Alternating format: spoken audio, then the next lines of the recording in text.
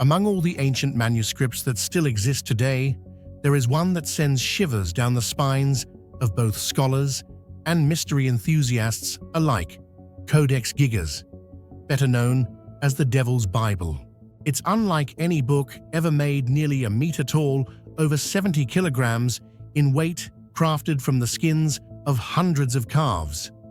And most shocking of all, it contains a full-page illustration of Satan, something considered taboo in any official version of the Bible. But that's just the surface. Legend says this book was completed in a single night, thanks to a pact with the devil. And when a massive fire consumed the royal library, the codex, against all odds, survived nearly untouched. That's when whispers began to spread. Could this be a cursed book, a relic born of a demonic deal? Among the surviving manuscripts from the Middle Ages, Codex Gigas stands out not just for its content, but for its sheer size and extraordinary construction, so much so that many believe it couldn't have been created by ordinary human means. The book measures nearly 92 centimeters tall, 50 centimeters wide, and about 23 centimeters thick, with an estimated weight of over 75 kilos, roughly the size of a full-grown adult. Scholars estimate that producing the entire manuscript required the hides of 160 calves, an enormous number that suggests this was far beyond any typical monastic undertaking of its time. What makes Codex Gigas even more surreal is the entire manuscript appears to have been written by a single person. Not only did this individual handwrite the roughly 310 remaining pages, but the handwriting remains perfectly uniform from beginning to end, showing no signs of fatigue, change in writing speed, or any noticeable deviation in ink or style. In an era when writing even a small book by hand took years, completing a manuscript of this magnitude with such precision seems to defy human limits. Some scholars have proposed that if the author worked on it continuously for a lifetime, it might have taken 20 to 30 years to complete. However, the eerie consistency of the handwriting leads many to suspect that Codex Gigas is not merely the result of extraordinary effort, it may be the product of a supernatural force, echoing the legend that the book was written through a pact with the devil. This remains one of the greatest unsolved mysteries surrounding the manuscript, and only deepens its reputation as one of the most haunting artifacts in human history. One of the darkest legends surrounding the Codex Gigas is the tale of a pact with the devil. According to Central European folklore, the book's author was a Benedictine monk who committed a grave offense and was sentenced to death by being walled up alive, a horrifying punishment in the Middle Ages. Desperate to redeem himself, the monk begged for mercy, proposing to create a monumental book that would glorify God and preserve all human knowledge, but to do so in a single night. Realizing the task was impossible, he is said to have turned to Satan, offering his soul in exchange for the supernatural ability to complete the manuscript.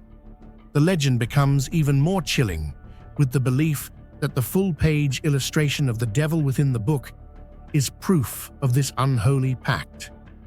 From that moment, Codex Gigas ceased to be just a manuscript. It became a cursed object, a demonic contract written in ink and sealed with a soul. Among the more than 300 pages of the Codex Gigas, none is more haunting or controversial than the illustration of Satan, a massive full-page image drawn entirely by hand with astonishing detail. In the depiction, the devil appears monstrous, an enormous figure with pale grayish or reddish skin, sharp curved horns, wide glaring eyes, a long red tongue sticking out, and claws like those of a predator. He crouches between two towers or pillars, evoking the sense of being imprisoned in a dark dungeon, yet his eyes seem to pierce straight through the viewer.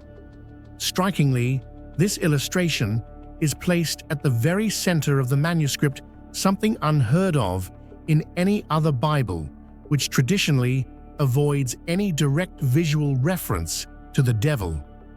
Even more ironic, the page opposite it portrays heaven, soft light, serene towers, and a peaceful landscape, creating a stark contrast between good and evil. This deliberate juxtaposition has led many to believe that the book is meant to serve as a visual warning, a chilling reminder of the coexistence of divine light and darkness, and the thin line that separates salvation from damnation. Not only remarkable for its size and eerie illustrations, the Codex Gigas is also an immense repository of medieval knowledge and belief far beyond the scope of an ordinary Bible. Its contents include the entire Old and New Testaments in Latin, painstakingly transcribed with precision and care. But alongside these religious texts are rare secular writings, such as treatises on ancient medicine, astrology, and classical philosophy, as well as the Rule of Saint Benedict, which outlined the moral codes and daily routines of monastic life. Remarkably, the Codex also features exorcism, rituals, spells, and magical formulas reflecting the complex and often contradictory relationship between faith and superstition during the Middle Ages. The coexistence of sacred scripture with arcane and mystical content makes the Codex Gigas truly unique. It is not merely a holy book, but a medieval encyclopedia, a convergence of belief, knowledge, and fear of the unseen.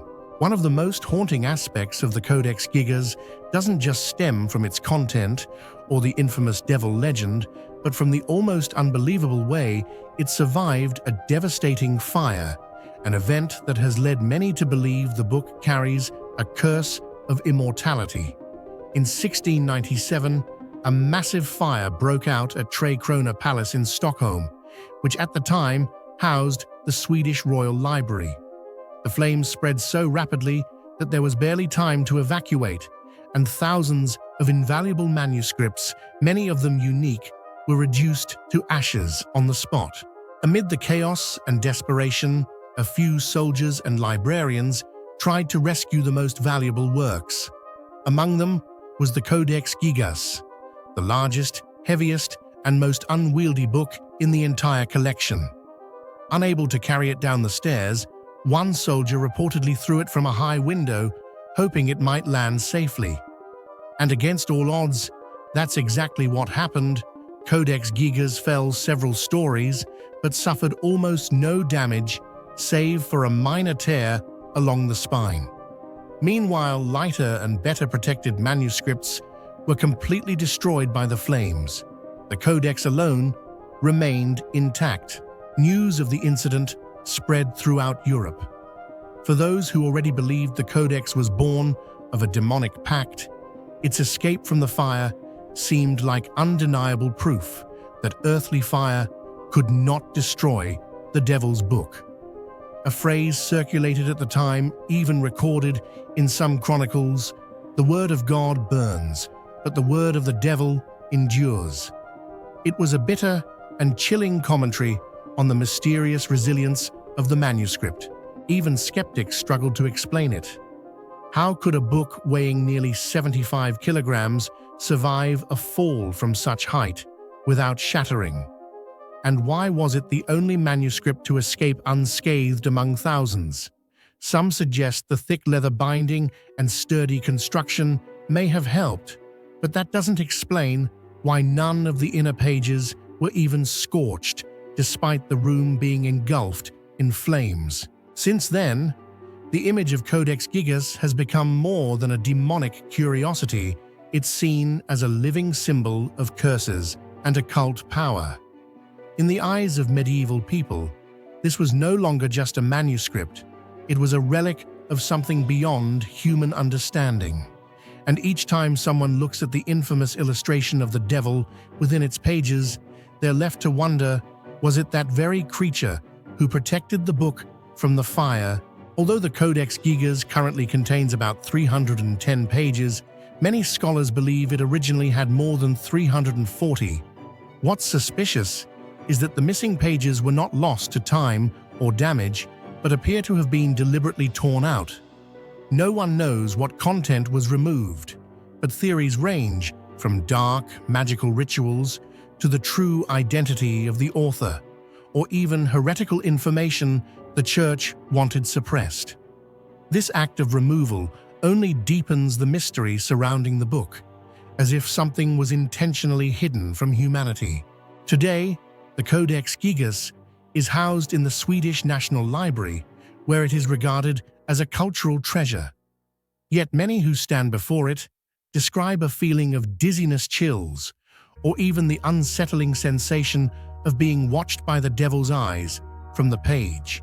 The Codex Gigas is a haunting testament to the intersection of knowledge, faith, and fear. Through the centuries, it has endured as an unfinished chapter of history, leaving us to wonder, are there secrets that were deliberately hidden from humanity, sealed with the very soul of the one who wrote it? You may have never heard of them, but tens of thousands of years ago, they were the first people to set foot on the American continent, the Clovis people. They didn't build fortresses or carve letters into stone, but they left behind razor-sharp, finely crafted stone weapons that spread across North America like an underground wave of adaptation and progress. In a world still frozen from the Ice Age, they survived hunted mammoths and built a primitive culture seen as the opening chapter of humanity's story in the New World. But then, they vanished, without a trace, without a farewell. In just a few short centuries, an entire civilization that once spread like wildfire disappeared from history. No signs of war, no evidence of disease, and no clear successor. The question remains, even after thousands of years, what really happened to the Clovis people? The Clovis culture emerged as an archaeological phenomenon, with evidence stretching from Canada to southern Mexico. At a time when humans mostly lived in scattered and isolated groups, Clovis left behind a strangely unified signature, most clearly seen in their finely crafted, distinctive spear points. These tools were not only highly effective for hunting, but also reflected an astonishing level of technological skill for their era. The rapid spread of Clovis technology over such a vast area has led researchers to believe that early human groups were sharing knowledge and interacting in ways previously thought impossible. This was more than just a tool style, it was the symbol of a continent-wide primitive culture unmatched by any other prehistoric phase. The disappearance of the Clovis people is not merely an archaeological mystery, it stands as a major paradox in human history. For decades, researchers have agreed that the Clovis were among the earliest cultures to flourish across the North American continent, with evidence of their presence stretching from Canada all the way to southern parts of the United States and Mexico. Their signature tools, stone spear points with fluted bases, were not only masterpieces of Stone Age technology, but also represented a rare example of widespread technological uniformity in prehistoric times. And yet, shockingly, the Clovis culture only lasted for about 300 to 500 years, a blink of an eye compared to the lifespan of other ancient civilizations. After that brief window, Clovis tools disappeared entirely from the archaeological record. There are no signs of gradual replacement or technological evolution, no evidence of a smooth cultural transition. In other words, the Clovis seem to have been erased from history almost instantly, leaving behind no clear cultural descendants. What makes this even more puzzling is that their disappearance wasn't accompanied by the usual indicators of societal collapse. No signs of warfare, no widespread disease, no archaeological evidence of being overtaken by another group. Some scientists have suggested that the Clovis people might have migrated or integrated into other communities, but tool analysis and design styles from later Paleo-Indian cultures, such as the Folsom tradition, differ so greatly that they appear disconnected from Clovis entirely. Because of this, archaeologists describe their vanishing as a cultural break, a void in history, as if someone had opened a book, written the first chapter, then closed it forever. Without written records, the Clovis left behind no voice to explain what happened to them. All that remains are the buried spear points, the silent relics of a culture that once thrived, then suddenly disappeared, as if it had never been there. Why would a unified, far-reaching culture like Clovis vanish so quickly? To this day, that question remains unanswered, and perhaps it is that very silence that has made them one of the greatest enigmas of prehistoric America. Around 12,800 years ago, Earth may have experienced a global-scale natural catastrophe. A comet or meteor is believed to have exploded in the atmosphere, triggering massive wildfires and releasing vast amounts of dust and gases into the sky. The result was an abrupt climate reversal known as the Younger Dryas, during which global temperatures dropped sharply within just a few decades, ending the post-Ice Age warming period. This sudden cold phase, lasting nearly 1,000 years, devastated the ecosystems that the Clovis people relied on. Vegetation was destroyed, and large animals like mammoths and giant ground sloths began disappearing in waves, collapsing the entire food chain. As a culture that heavily depended on hunting megafauna, the Clovis had few viable means to adapt to the harsh, new conditions.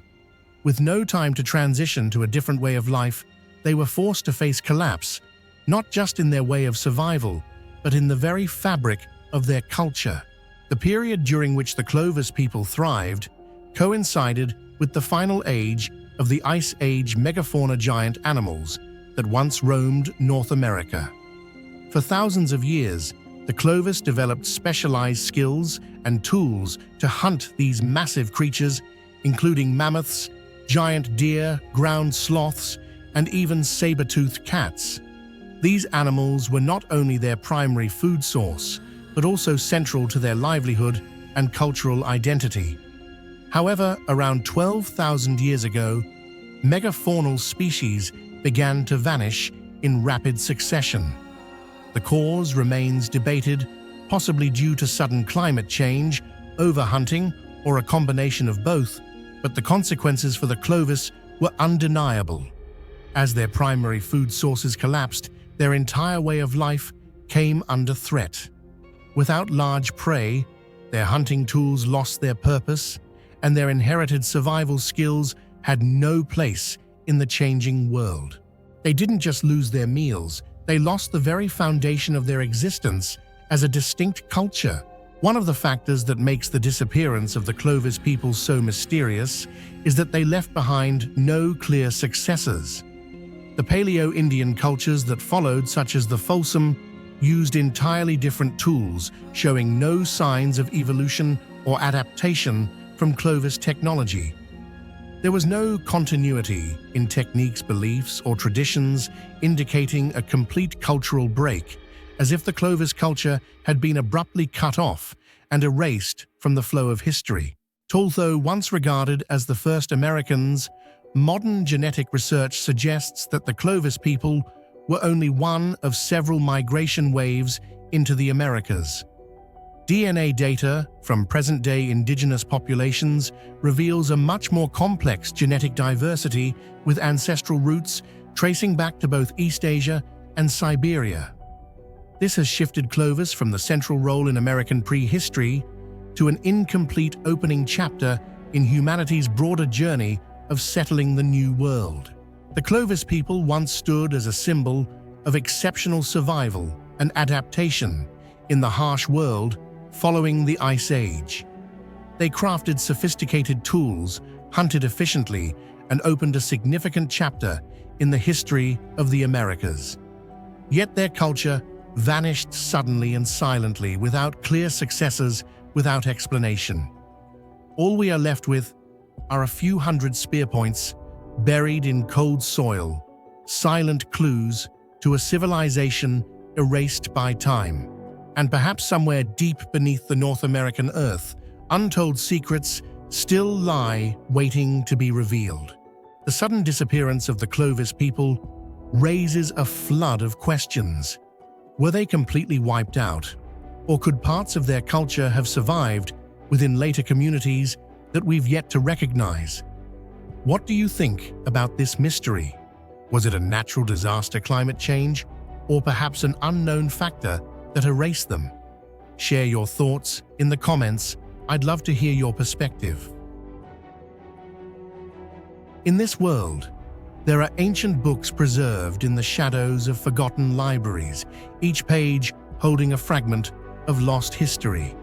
There are manuscripts that have driven even the most brilliant scholars to frustration. But then, there exists a book that transcends all boundaries of understanding. A book not only unread, but one that may never be read at all. That book is the Rohank Codex. No one knows who wrote it. No one knows in what language it was written.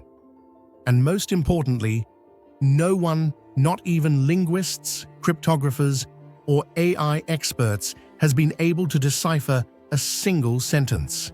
This hundreds of pages long codex doesn't belong to any known timeline of history. It feels as if it came from a parallel world where writing, meaning, and belief operate under a completely different logic. Over 800 unique symbols, unlike any known alphabet, stretch across its pages, whispering a forgotten story that humanity has never heard and may never understand. For nearly 2 centuries, the Rohank Codex has challenged human curiosity, intellect, and the pride of academia itself. It is not merely an old manuscript, it is a challenge from the past sent into the future, and to this day, we still have no answer. The Rohank Codex was discovered in the 19th century in the Hungarian town of Rohanch, now Rechnitz, Austria. It was donated to the Hungarian Academy of Sciences in 1838 by Count Gustav Batthyány. But its origin? No one knows. There are no prior references to it. No copies exist. No record of its preservation. Author unknown. Date of writing unclear. The book seems to have appeared out of nowhere, leaving behind no trace in history. Among all the strange aspects surrounding the Rohank Codex, nothing is more mysterious than its writing system. This 448-page manuscript is written in a completely unidentified script containing over 800 distinct symbols, a number far exceeding any known human alphabet. For comparison, the Latin alphabet has just 26 letters, Greek has 24, and even complex syllabic systems, like Japanese, only use a few hundred symbols at most. Yet the Rohank Codex employs hundreds of unique characters, many of which appear only once, rendering statistical analysis almost meaningless. This extreme richness raises a core question. Is this a real language or merely a sequence of random, meaningless symbols? If it is a language, then it is entirely disconnected from all known linguistic families, bearing no ties to Indo-European Semitic or any indigenous Asian languages. If it is a cipher, then its complexity exceeds the limits of modern cryptographic tools. It shows no consistent frequency patterns, no recognizable grammatical structure, and not even a clearly determined writing direction. Some scholars argue it reads left to right, others claim the opposite, and some believe it's written in vertical columns. Because of this, researchers are increasingly leaning toward a difficult conclusion. The Rohank Codex is not simply an undeciphered text, it may represent an entirely alien linguistic system, as if it originated from a long-lost civilization, or a mind not of this world. For nearly 200 years, many scholars have tried to decipher the Rohank Codex, and every single attempt has failed. Hungarian researcher János Hargitai once claimed the text was written in an archaic form of Hungarian using an unusual orthography. He even published a translation describing religious content and historical events, but his approach was criticized for lacking linguistic rigor and relying heavily on subjective interpretation. Other hypotheses have tried to link the script to Old Turkic, Sanskrit, Romanian, and even Latin, but all have proven incompatible. Some have speculated that it's a substitution cipher using arbitrary symbols, but no one creates a cipher with 800 characters unless they are intentionally trying to mislead. This has led to a more chilling theory. Could it all be an elaborate hoax? A manuscript not meant to communicate, but to deceive? If so, it would be an incredibly meticulous hoax. Hundreds of pages of carefully handwritten text with consistent structure and repeating patterns. It is fiction engineered with almost pathological precision.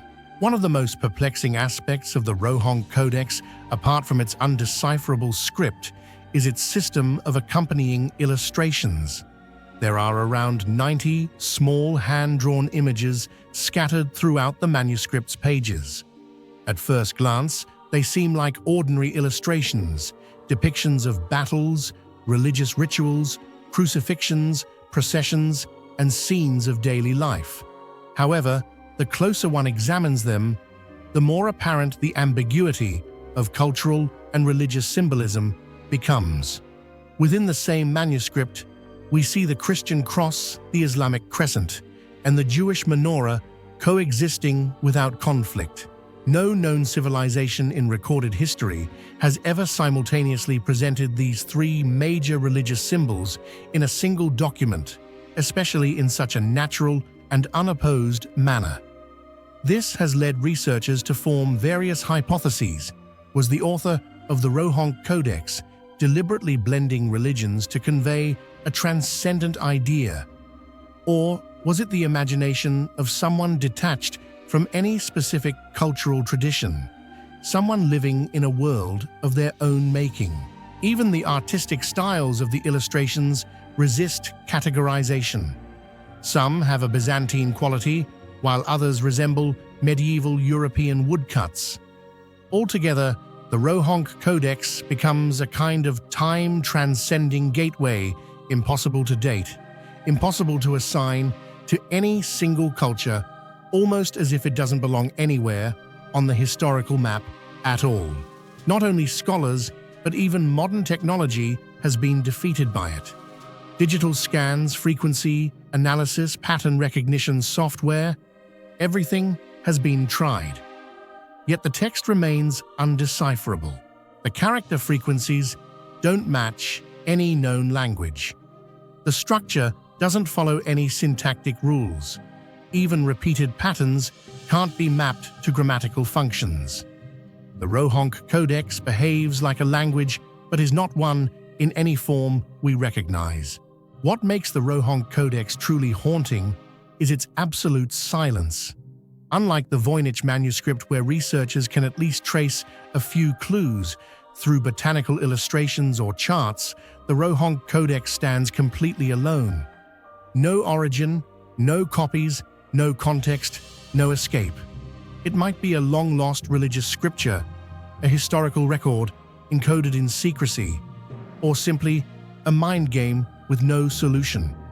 The most terrifying thought isn't that we haven't deciphered it yet, but that we may never be able to. And perhaps it was made to be that way, a mystery never meant for humankind to solve. So, what do you think the Rohonk Codex really is? A lost, ancient language? A forgotten religious cipher? Or perhaps just a timeless prank crafted by someone who wanted to challenge the entire foundation of human knowledge? Do you believe there will come a day when we finally decode this manuscript? Or will it forever remain shrouded in the shadows, one of history's unsolvable mysteries? Share your thoughts in the comments. Who knows, you might be the one to unlock its secrets. In the summer of 2018, beneath the bustling streets of Alexandria, Egypt, a city layered with thousands of years of history, construction workers made a startling discovery: a strange pitch-black granite block buried nearly 5 meters underground. When archaeologists arrived at the scene, they were stunned by what they saw. This was no ordinary coffin. It was enormous, weighing 27 tons, crafted from polished black granite, tightly sealed and completely devoid of any markings.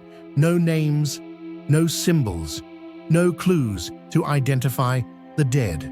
For more than 2,000 years, it had remained silent, untouched, unopened. And then we lifted the lid. What lay inside horrified some disappointed others and sent the world spiraling into a storm of theories, rumors, memes, and nameless fears. But the truth revealed through the bones and DNA analysis turned out to be stranger and more chilling than any speculation. This is the story of the Black Sarcophagus of Alexandria, not just a mystery carved in stone, but a cold reminder that there are still things about the dead and the history beneath our feet that we do not truly understand. In ancient Egyptian culture, a sarcophagus was not merely a final resting place, it was a passport for the soul to enter the afterlife. The lid of every coffin was traditionally inscribed with texts honoring the deceased, prayers to the gods, and sacred symbols meant to protect the soul from evil forces. Names, titles, and lineage were all proudly and elaborately displayed. But the black sarcophagus discovered in Alexandria defied all of these traditions. It was smooth and featureless. No inscriptions, no carvings, no indication whatsoever of who lay inside. This shocked archaeologists, not just because it was unusual, but because it stripped them of a crucial clue: identity. There were no texts to decipher, no symbols to follow. Why would someone go to such lengths to erase identity? Was the deceased a traitor, a criminal condemned to be forgotten? Or was this part of an unorthodox burial ritual, one in which death required no name? In a world where names were the keys to spiritual immortality, an anonymous tomb was the ultimate curse, a deliberate denial of the right to be remembered. And strangest of all, why place such an unknown figure in a massive, costly sarcophagus made of rare black granite? That question still hangs unanswered in the silence of history. The moment the massive lid of the black sarcophagus was lifted, centuries of speculation, hope, and fear erupted all at once. A wave of foul, choking stench surged out, forcing archaeologists to step back. The odor was unbearable. Inside, there was no golden glow, no pristine mummy, as many had hoped. Instead, a murky, reddish-brown liquid filled the coffin. At first, some believed it was ancient blood, or even some form of sacred elixir. But the truth was far more mundane. It was sewage water slowly seeping in over more than 2,000 years from the infrastructure above. 3 skeletons, decomposed and broken apart, lay submerged in the liquid. There were no burial goods, no wrappings, no signs of religious ritual.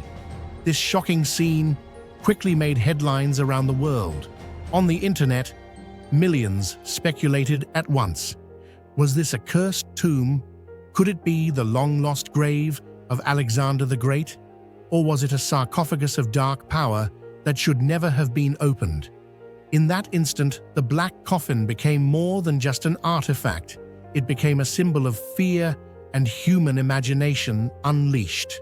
When the 3 skeletons from the black sarcophagus were brought in for laboratory analysis, archaeologists and scientists hoped for clear answers, at the very least clues to their identities, blood relationships, or social status. But the results only deepened the mystery. DNA testing revealed that the 3 men were not related, not brothers, not father and sons, not even close relatives. This immediately ruled out the theory of a family tomb, which was a common burial practice during the Greco-Egyptian Ptolemaic era. 3 unrelated individuals who died around the same time, buried together in a single sarcophagus. This sharply contradicted centuries of Egyptian funerary tradition.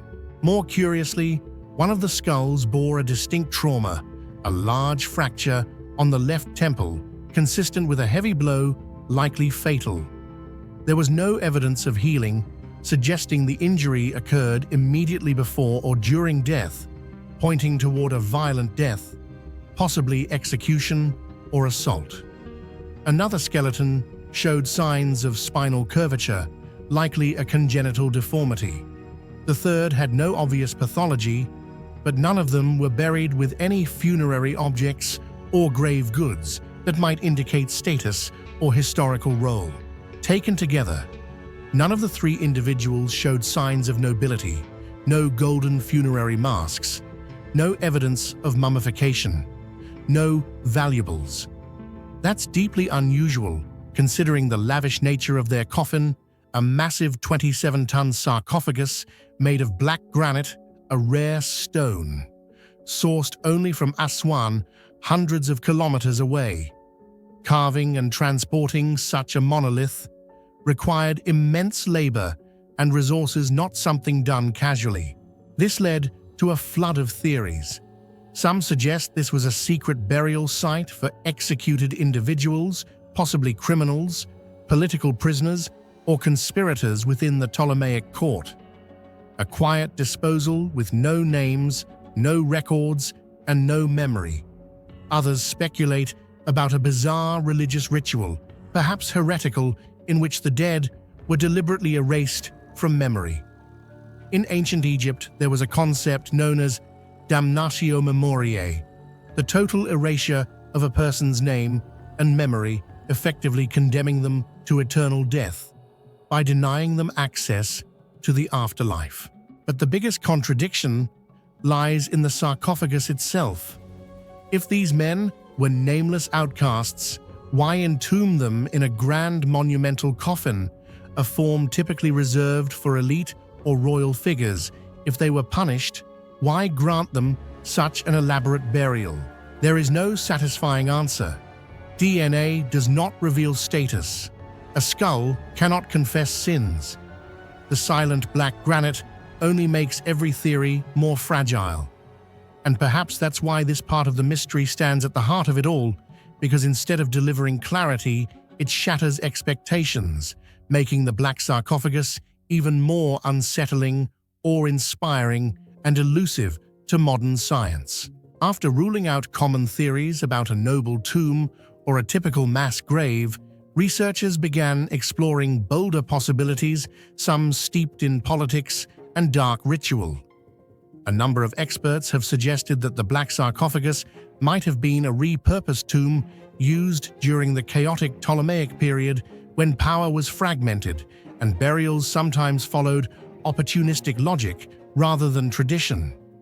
Another theory proposes that it was a means of secretly disposing of political enemies, a form of anonymous burial designed to erase all trace of their existence. In particular, the idea of a ritual punishment resembling damnatio memoriae, the deliberate erasure of identity from history, gained traction, especially given the absence of name symbols or funerary goods with the three skeletons. But here lies the paradox. If these individuals were deemed unworthy of remembrance, why entomb them in a massive, expensive coffin, carved from rare black granite, a material usually reserved for the elite or royalty? This contradiction leaves every theory incomplete, and the sarcophagus continues to guard its secrets in silence. To this day, despite thorough scientific analysis from DNA testing to bone examination, we still don't know who the three men inside the black sarcophagus were, how they died, or who placed them there. No texts, artifacts, or burial rites accompanied the bodies, making it nearly impossible to trace their identities. Instead of providing clarity, the available evidence only deepens the mystery.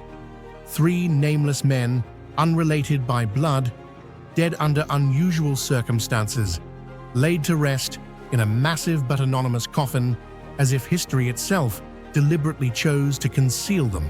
The black sarcophagus is not just an archaeological artifact, It stands as a symbol of history's deliberate silences.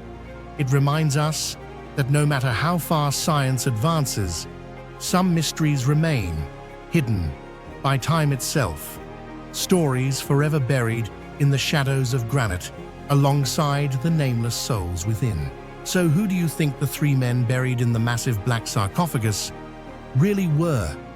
Were they victims of a secret execution, political enemies erased from history, or remnants of an ancient ritual we've yet to understand? Share your thoughts or theories in the comments. Your perspective might just add a missing piece to this unsolved mystery. It was drawn in 1513. It shouldn't exist, but it does. In an age when much of the world was still a mystery, a single piece of parchment dared to redraw the boundaries of history. Created by Ottoman Admiral Piri Reis, this map was unlike anything Europe had ever seen. It depicted coastlines with near-modern accuracy, charted lands, supposedly undiscovered, and even included a landmass eerily resembling Antarctica 300 years before anyone officially found it. But the true shock doesn't lie in what the map shows, it's in how Piri Reis claimed he made it. According to the cryptic notes scribbled on its edges, this wasn't just his work. It was a puzzle built from older maps, some dating back to ancient times, including possibly one drawn by Columbus, and others from civilizations that shouldn't have known these places even existed. What if this wasn't just a map? What if it was a key to lost knowledge, a forgotten version of Earth, drawn long before history says it could have been? This is the story of the Piri Reis map, a cartographic anomaly that may rewrite everything we thought we knew about exploration, civilization, and the hidden currents of ancient human history. The Piri Reis map, as we know it, is merely a fragment, a surviving piece of a larger world map that was once drawn on gazelle skin parchment. It covers the western coasts of Europe and Africa, the eastern coast of South America, and portions of the Atlantic Ocean. What makes it exceptional isn't just what it shows, but how accurately it shows it. For instance, the east coast of South America is drawn with a precision that wouldn't be matched for hundreds of years. The relationship between Africa and South America is proportionally correct. Even the map's curvature attempts to account for the spherical nature of the Earth, something medieval maps rarely addressed properly. But perhaps the most stunning element is a landmass located far south, interpreted by some as Antarctica, shown without its now permanent ice cap. This claim has fueled speculation for decades, suggesting that the continent might have been mapped before it froze, and by a civilization lost to history. One of the most astonishing aspects of the Piri Reis map doesn't lie in the geographic drawings on animal skin, but in the sources that Piri Reis claimed to have used to create it.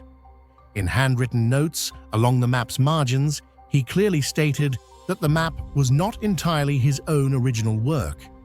Instead, he had compiled and refined it from around 20 different maps, including maps from the time of Alexander the Great, ancient Arabic maps, Portuguese charts, and most intriguingly, a map said to be drawn by Christopher Columbus himself.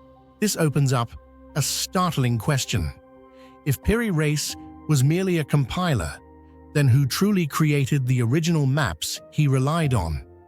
How did ancient Greek cartographers or medieval Islamic scholars acquire such accurate knowledge of coastlines on the far side of the Atlantic regions that history says Europe had not yet discovered? If these source maps genuinely date back to the 4th century BCE, the era of Alexander the Great, then we are faced with a shocking possibility.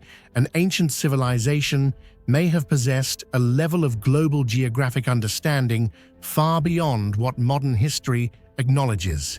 Could it be that geographic knowledge once reached extraordinary heights only to be lost through time, leaving behind mere fragments for people like Piri Reis to unknowingly piece together and preserve. In this light, the Piri Reis map transcends cartography and becomes a mystery that challenges the very timeline of human history. Another eyebrow-raising detail comes from Piri Reis's claim that one of his sources was a map drawn by Christopher Columbus himself. While it's known that Columbus kept navigational records, no verified, original Columbus maps have survived to this day. If Piri Reis had access to such a document, it would be an unparalleled window into early European exploration of the New World. Even more strange, Columbus only explored a small portion of the Caribbean and Central America, yet the Piri Reis map shows detailed stretches of the South American coast much farther south than Columbus ever traveled. This suggests that other sources, perhaps even older ones, were more influential in the compilation of the map. One controversial yet increasingly compelling hypothesis among scholars and archaeologists is that the Piri Reis map is not merely a product of the 16th century, but may actually preserve the remnants of a far more ancient world map, a map that was copied and handed down through generations. With each replication, some details may have been lost, but key fragments of global geography were preserved. When these fragments are pieced together, they suggest the possible existence of an ancient civilization with an advanced understanding of Earth's structure, perhaps even predating the Greeks, Egyptians, or Sumerians. This idea may sound far-fetched, but it's not without basis. Human history is filled with legends of lost knowledge, from the Library of Alexandria, said to have held all the wisdom of the ancient world, to the myth of Atlantis, a civilization swallowed by the sea, along with its immense understanding.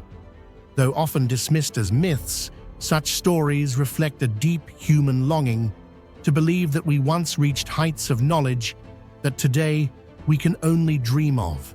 Could it be that Piri Reis perhaps unknowingly inherited a chain of cartographic knowledge stretching back to prehistoric times, a stream of forgotten wisdom, flowing silently through the centuries, interrupted by war, disaster, or civilizational collapse, finally converging on a single piece of parchment skin, a lone surviving clue from an age the official history has never recorded? Skeptics, of course, have attempted to explain away the map's anomalies. Some argue that the supposed depiction of Antarctica is actually just a misdrawn South America. Others believe the map's accuracy is overstated or coincidental. There are also those who assert that seafaring knowledge traveled more widely than we thought, especially among Islamic and Portuguese explorers of the 14th and 15th centuries. Yet none of these theories fully address the central enigma. How could a 16th century Ottoman admiral, using older sources, draw a map that aligns so closely with modern satellite geography? Even with the best explanations, questions remain. Whether one believes that the Piri Reis map is evidence of a forgotten chapter of human history, or simply a remarkable product of knowledge sharing in the early modern world, it remains an anomaly, a document that does not fit neatly into our conventional historical narratives. It is a reminder that history is not always linear, that knowledge can be lost, recovered, misunderstood, or even deliberately hidden, and that sometimes in dusty libraries or tucked away in forgotten archives we find evidence of stories we thought were impossible.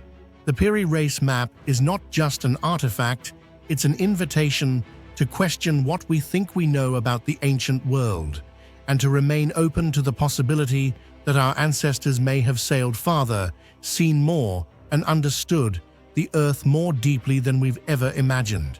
If all of this is true, then could it be that the history we've been taught is only a small fragment of a much larger picture, a picture mostly erased by time? What do you think about the Piri Reis map? Is it evidence of a forgotten advanced civilization, or just a remarkable coincidence of ancient knowledge stitched together? Share your thoughts in the comments below. How many more secrets might still lie buried beneath the dust of history, waiting to be uncovered? Imagine standing on a barren hilltop, surrounded by nothing but rocks, and the wind sweeping across the silent plains of Turkey. No signs of ancient cities, no towering walls, no domes or ruins, and yet hidden beneath this dry, lifeless soil lies a human-made structure older than any pyramid, more intricate than anything prehistoric humans were ever thought capable of. Göbekli Tepe, a name once unknown to the world, has shaken the foundations of archaeology. Its discovery shattered everything we thought we knew about the origins of civilization. It didn't belong to the era of empires, nor to the age of early farming. It came from a time when humans were still nomads, hunters, and gatherers, supposedly too primitive to create anything monumental. And yet they built something beyond belief.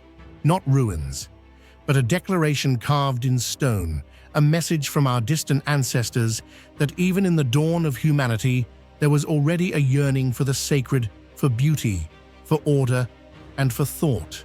At the heart of all the mysteries surrounding Göbekli Tepe stand the massive T-shaped stone pillars rising solemnly from the desolate landscape like timeless markers. Some of these pillars reach over 6 meters tall and weigh nearly 20 tons, arranged in symmetrical circular enclosures that hint at a precisely planned architectural vision, not random placements. Yet what has truly stunned archaeologists is not just the size of these stones, but the artistic mastery carved across their surfaces.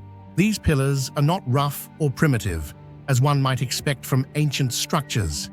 They are meticulously sculpted with vivid and lifelike detail, depicting animals such as foxes, snakes, vultures, and lions, all shown in dynamic poses full of motion and energy.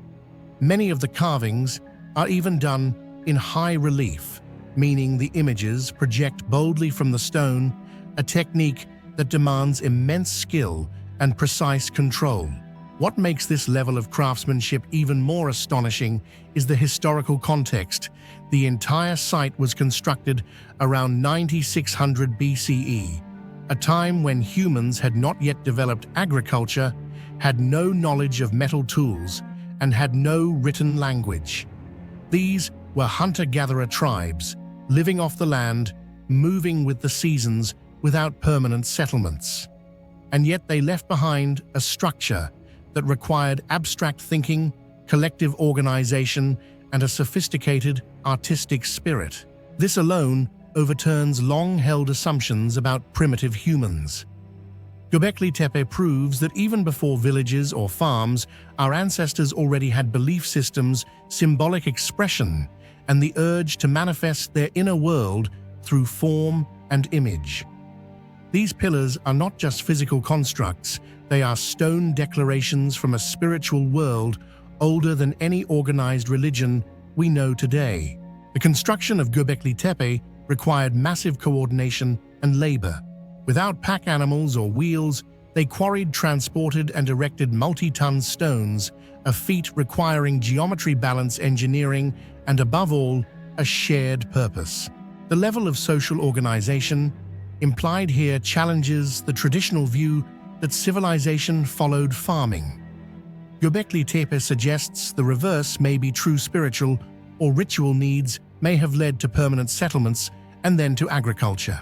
Many of the carvings show high-relief images of animals in motion, a leaping fox, a circling snake, a vulture with spread wings.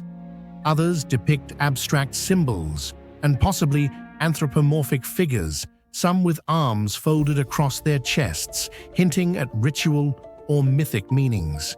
These pillars were not just stones. They may have represented gods, ancestors, or spiritual guardians. In essence, Göbekli Tepe is a temple without walls, a sanctuary under the open sky. Among all the strange things about Göbekli Tepe, perhaps the most bewildering and haunting is the fact that the entire structure was deliberately buried around 8000 BCE, just a few centuries after it was built. This was not the result of natural decay or a catastrophic event. The massive stone circles were carefully filled in with earth rubble and small debris, as if a group of people had made a conscious decision to hide this monument from the outside world. And the question is, why?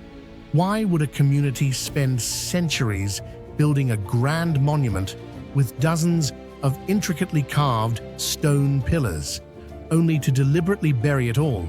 Were they trying to protect something sacred, or was the burial part of a major religious ritual marking the closure of a spiritual cycle or the end of a cultural era?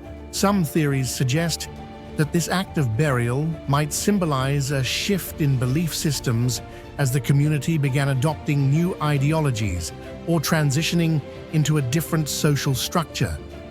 It's also possible that they feared something, a belief, a spiritual force tied to the site so powerful that they felt the need to seal it away forever. This very act of sealing is what allowed Göbekli Tepe to be preserved almost perfectly for 10,000 years, making it not just a ruin, but a buried secret waiting until our time to re-emerge. It was not a structure destroyed, but rather a message intentionally hidden, and to this day, no one truly knows what it means. What makes Göbekli Tepe even more extraordinary is what we see today is only a very small part of the entire site. According to official archaeological reports, only about 10% of the total area has been excavated. The rest, buried deep beneath the earth, remains untouched. Thanks to ground-penetrating radar, researchers have identified many more stone circles deliberately spaced apart, suggesting that the scale of the site may be far greater than previously imagined. This opens up the possibility that the most important secrets are still buried, from ancient myths and early belief systems to breathtaking architectural wonders no one has ever seen. For decades, the accepted view was farming led to settlements, which led to religion and civilization. But Göbekli Tepe challenges that sequence. It suggests religion came first, and gathering for ritual may have sparked agriculture. In other words, belief may have built civilization. It's a dramatic inversion of everything we thought we knew about our own story. Göbekli Tepe shows that our ancestors were not just survivors. They were visionaries, artists, engineers, and spiritual beings. They carved meaning into stone, dreamed across generations, and built monuments that defied time. And then, they buried them. The hill still holds its breath. The stones still stand. And the story, our story, is still being uncovered. What do you think the builders of Göbekli Tepe were trying to tell us? Why bury something so grand? Share your thoughts in the comments, because this ancient mystery is far from solved. Deep in the untamed jungles of southern Costa Rica, where mist drapes over ancient treetops and time seems to stand still, lie hundreds of perfectly round stone spheres, strange, immaculate, and utterly unexplained. They are not modern art, nor do they belong to any well-known civilization. These massive orbs, known by the mysterious name Las Bolas, emerge silently, yet defiantly, as if carved to bewilder those who would come after. Who created them? How could a culture without metal tools shape such hard stone? And above all, why for nearly a century, modern science has struggled to unlock the secrets hidden within these unfathomable stones. One of the most striking features that make the stone spheres of Costa Rica stand out and captivate scientists is their almost impossibly perfect spherical shape. These orbs vary greatly in size, from ones as small as a tennis ball to massive stones over 2.5 meters in diameter, yet many of them were carved with deviations of only a few millimeters. This raises a profound question. How could an ancient culture, without access to metal tools, the wheel or any modern measuring devices achieve such an extraordinary level of precision. Even more puzzling is the material itself, granodiorite, a type of extremely hard rock that today requires specialized metal equipment to shape effectively.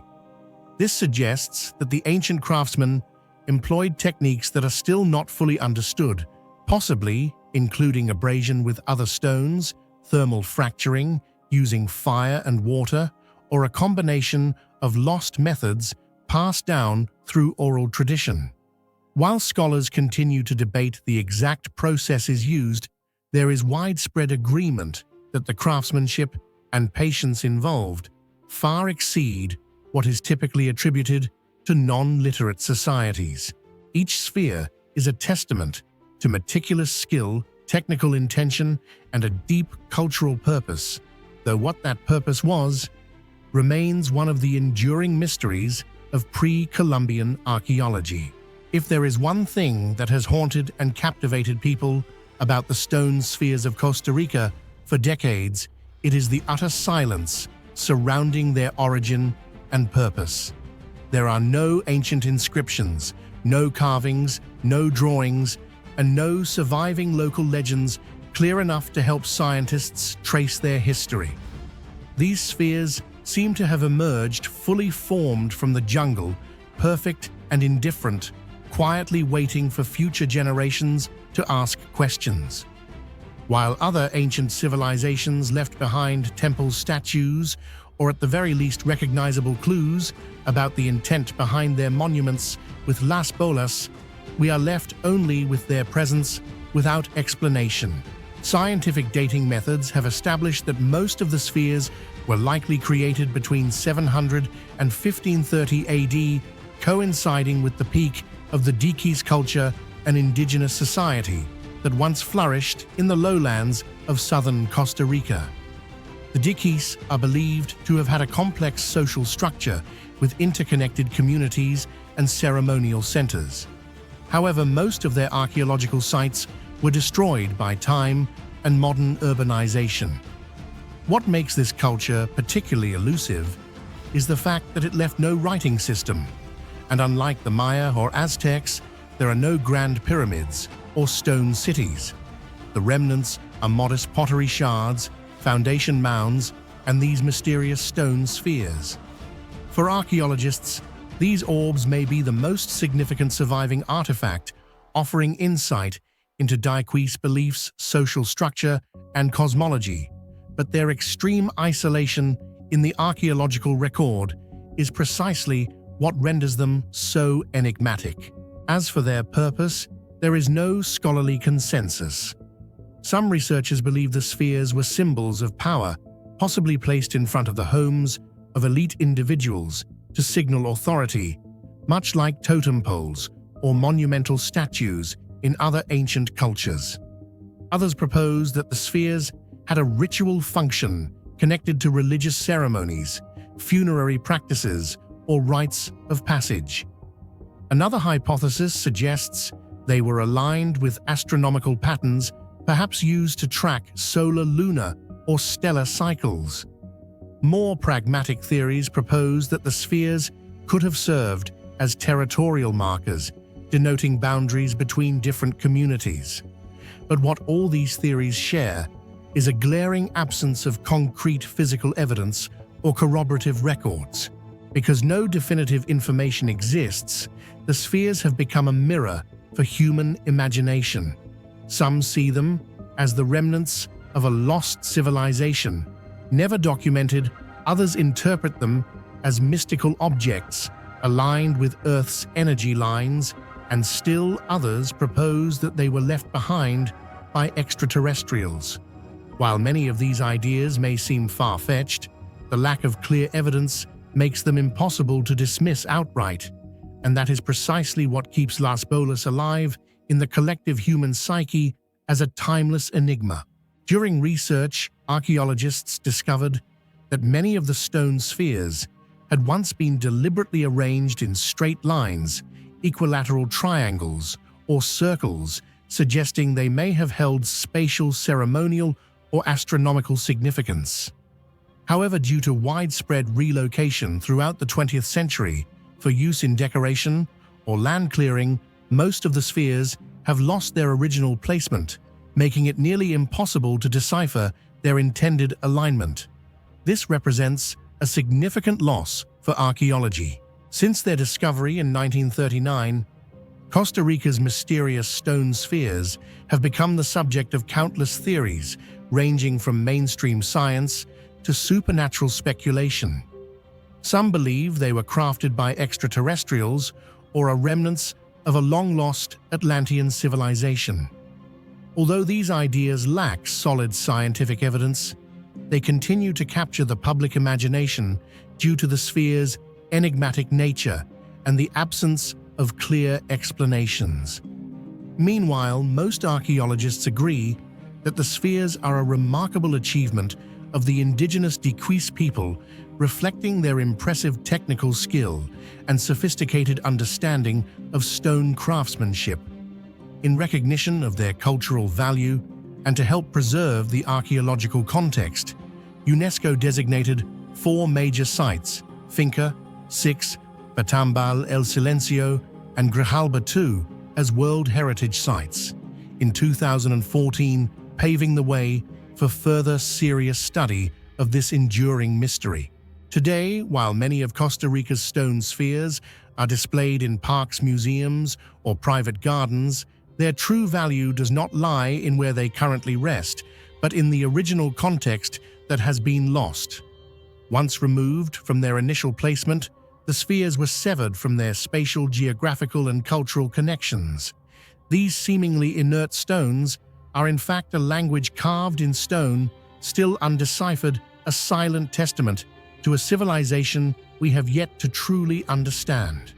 They remain still and enigmatic, a powerful reminder that much of human history remains buried, waiting to be rediscovered through knowledge, respect, and unbounded imagination.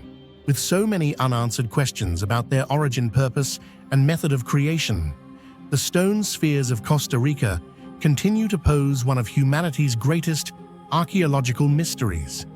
What do you think lies behind their existence?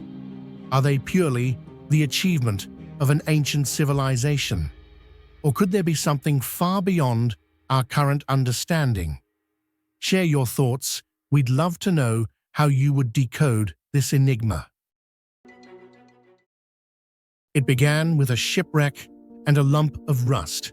In 1901, off the stormy coast of Antikythera, Greece, sponge divers plunged into the Aegean Sea and surfaced with pieces of a forgotten world, broken statues, shattered amphorae, bronze limbs of gods. But among the treasure was something no one could explain, a twisted, corroded hunk of metal and wood, seemingly worthless.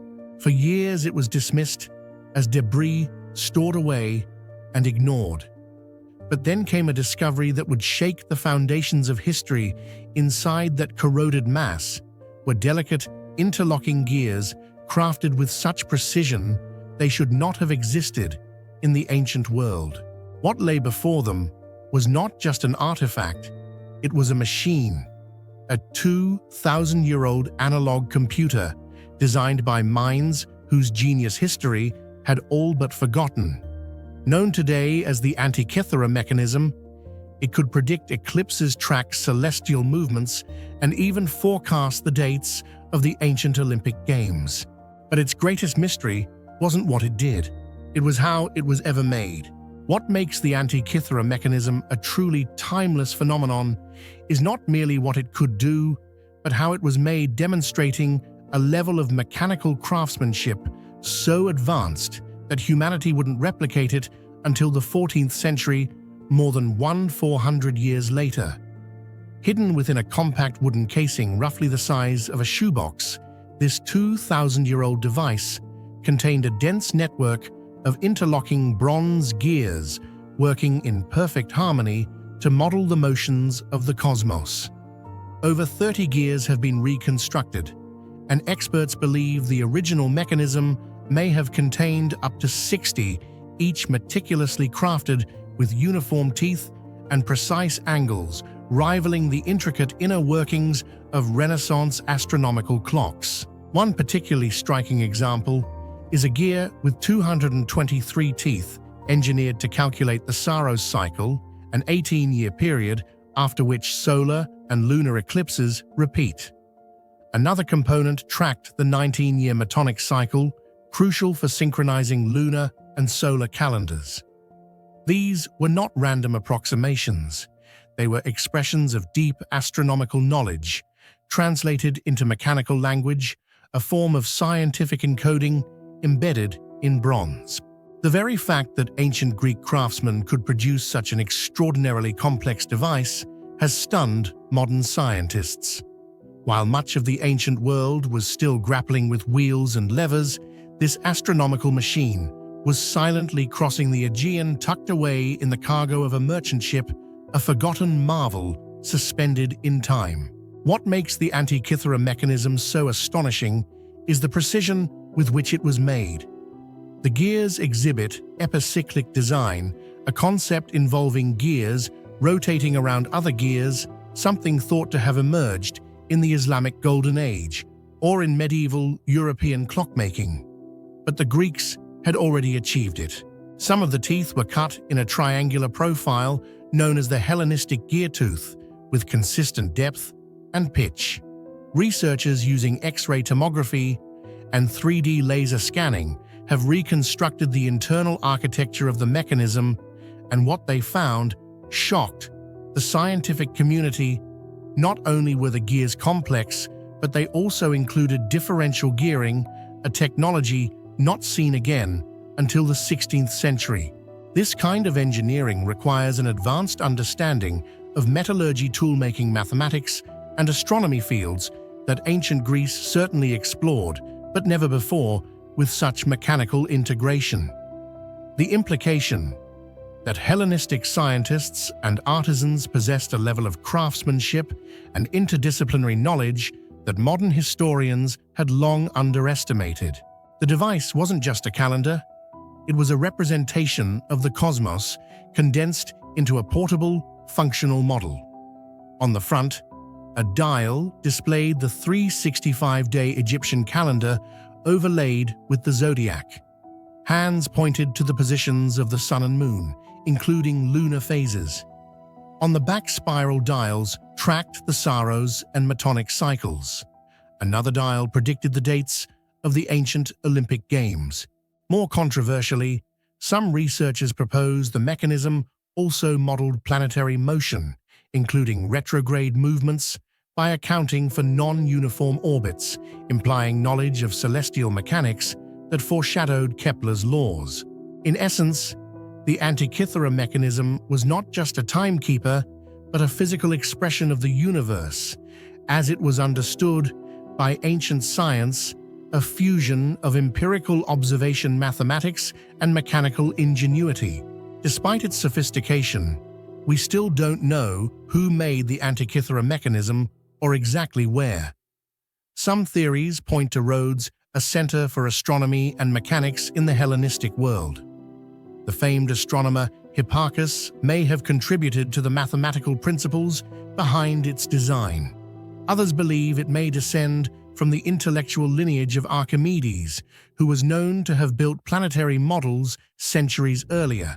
The writing on the mechanism, a kind of instruction manual, suggests it was meant for practical use, not mere display. Whoever built it intended it to be understood and operated, which raises an even deeper question. If one such device existed, could there have been more? The Antikythera mechanism is not only a marvel, it's a tragedy. Its very existence suggests that mechanical science may have reached astonishing heights in the ancient world, only to vanish for over 1,000 years. When the Roman Empire fell, so too may have fallen the artisans and scholars who knew how to build such machines. No other artifact like it has been found. The knowledge to make something so precise, miniature gears, astronomical functions, differential systems, disappeared, not to return until medieval Europe began building cathedral clocks. This loss of knowledge reminds us that history is not a straight line of progress. Technologies can emerge, flourish, and vanish, sometimes completely forgotten, until accidentally unearthed in a shipwreck. Even today, more than a century after its discovery, the Antikythera mechanism continues to puzzle scientists. Teams from the UK, Greece, and beyond have spent decades analyzing it with CT scans, 3D reconstructions, and advanced simulations. In 2021, researchers from University College London revealed a full model reconstruction of the front gearwork, potentially solving a piece of the planetary puzzle. Yet questions remain. Was it unique? Were more made? Who used it? What workshops had the capability to build such gears? And what else might be lying undiscovered beneath the sea? Each answer seems to spark a dozen more mysteries. Ultimately, the Antikythera mechanism is a humbling reminder that we are not the first to seek to measure the cosmos with gears and logic. Long before digital calculators or silicon chips, someone somewhere in the ancient world crafted a machine that could predict the dance of celestial bodies. They did it not with electricity or code, but with bronze mathematics and mind-bending creativity. It is not just a relic. It is a message across time, one that whispers of lost knowledge, ancient brilliance, and the fragile threads by which human understanding is passed down. So the question remains, was this truly a one-of-a-kind machine, or just the tip of an ancient technological iceberg, now lost to time? If the ancient Greeks could build something this complex, how many other marvels might still lie hidden beneath the sea or erased by history? What do you think? Could ancient civilizations have reached a level of engineering far beyond what we've ever imagined?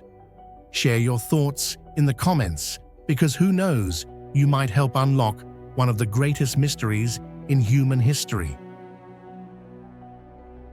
There's a place on India's southeastern coast where stone speaks, legends breathe, and the ocean hides secrets older than memory. Welcome to Mahabalipuram, a city born from rock and myth, where gods were carved into cliffs and history was swallowed by the sea. For over 1,000 years, whispers have told of 7 majestic temples that once stood proudly along the Bay of Bengal.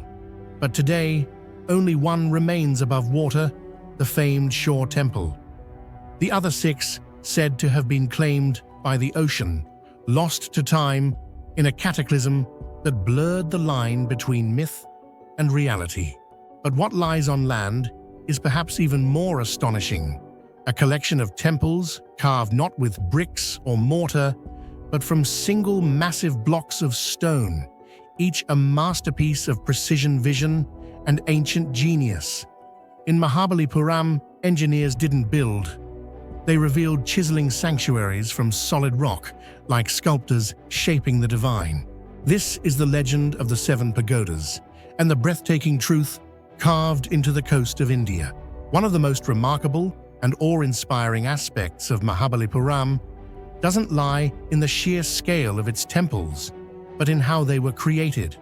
Not built with bricks mortar or assembled stone blocks, but carved entirely from single massive stones. This is the art of monolithic architecture, where humans did not construct, but rather liberated the temple hidden within the stone. This technique demanded not only architectural precision, but also a revolutionary mindset in creative thinking.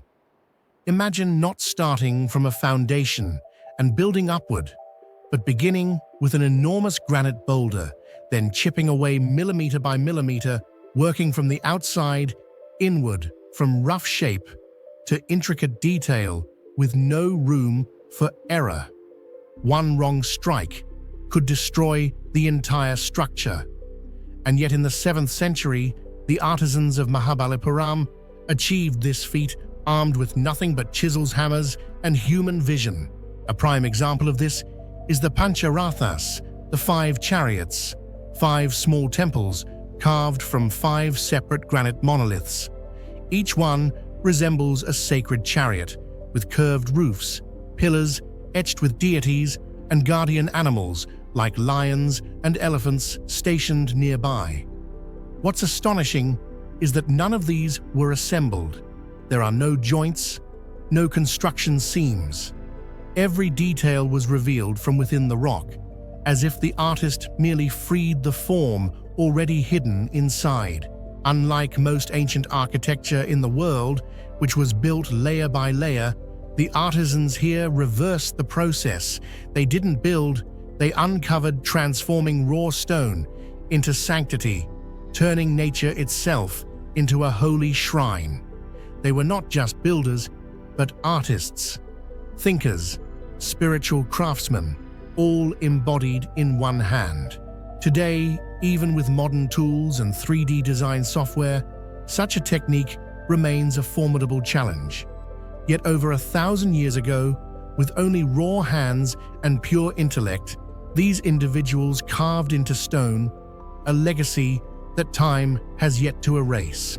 This architectural marvel can be traced back to the Pallava dynasty, particularly during the reign of King Narasimhavarman, known as Mahamalla, in the 7th century CE.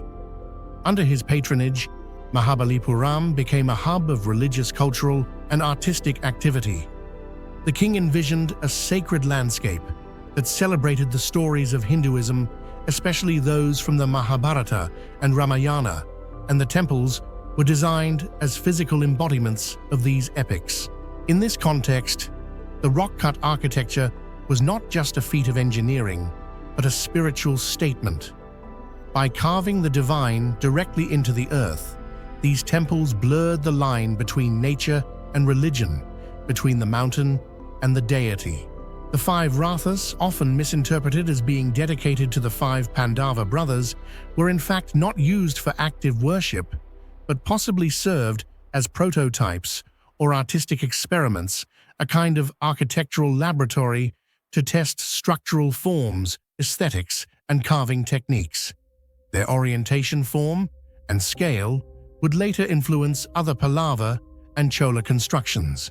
What makes Mahabalipuram not just a site of ancient temples, but also one of the greatest archaeological mysteries of India is the enduring legend of the temples swallowed by the sea.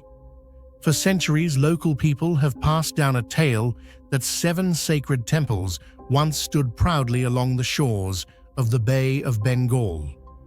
But their splendor angered the gods, who are said to have unleashed a divine flood, submerging 6 of the 7 beneath the waves. Only the shore temple remains on land today, a solitary, mysterious reminder. What's remarkable is that this story exists not only in Indian folklore. European sailors, particularly the Portuguese in the 16th century, wrote in their travel journals that they had seen stone structures rising out of the sea and described how 6 temples lay underwater and only one stood on the shore. Though dismissed by science for centuries, these reports remain valuable clues for those who believe a sacred city may once have been lost to the ocean. Then came a fateful day in 2004 when the Indian Ocean tsunami struck the region. As the waters receded suddenly before the massive wave hit, witnesses watched in awe as the seabed near Mahabalipuram revealed stone walls, carvings, and pillars buried beneath the sand. Eyewitnesses described seeing eroded sculptures, vivid evidence that something had once stood there only to be forgotten beneath the waves. This astonishing event prompted international archaeologists to launch a deeper underwater investigation. Sonar scans and diving expeditions uncovered aligned structures, large granite blocks, and temple-like foundations beneath the sea. All of these features strangely matched the descriptions of the 6 sunken temples.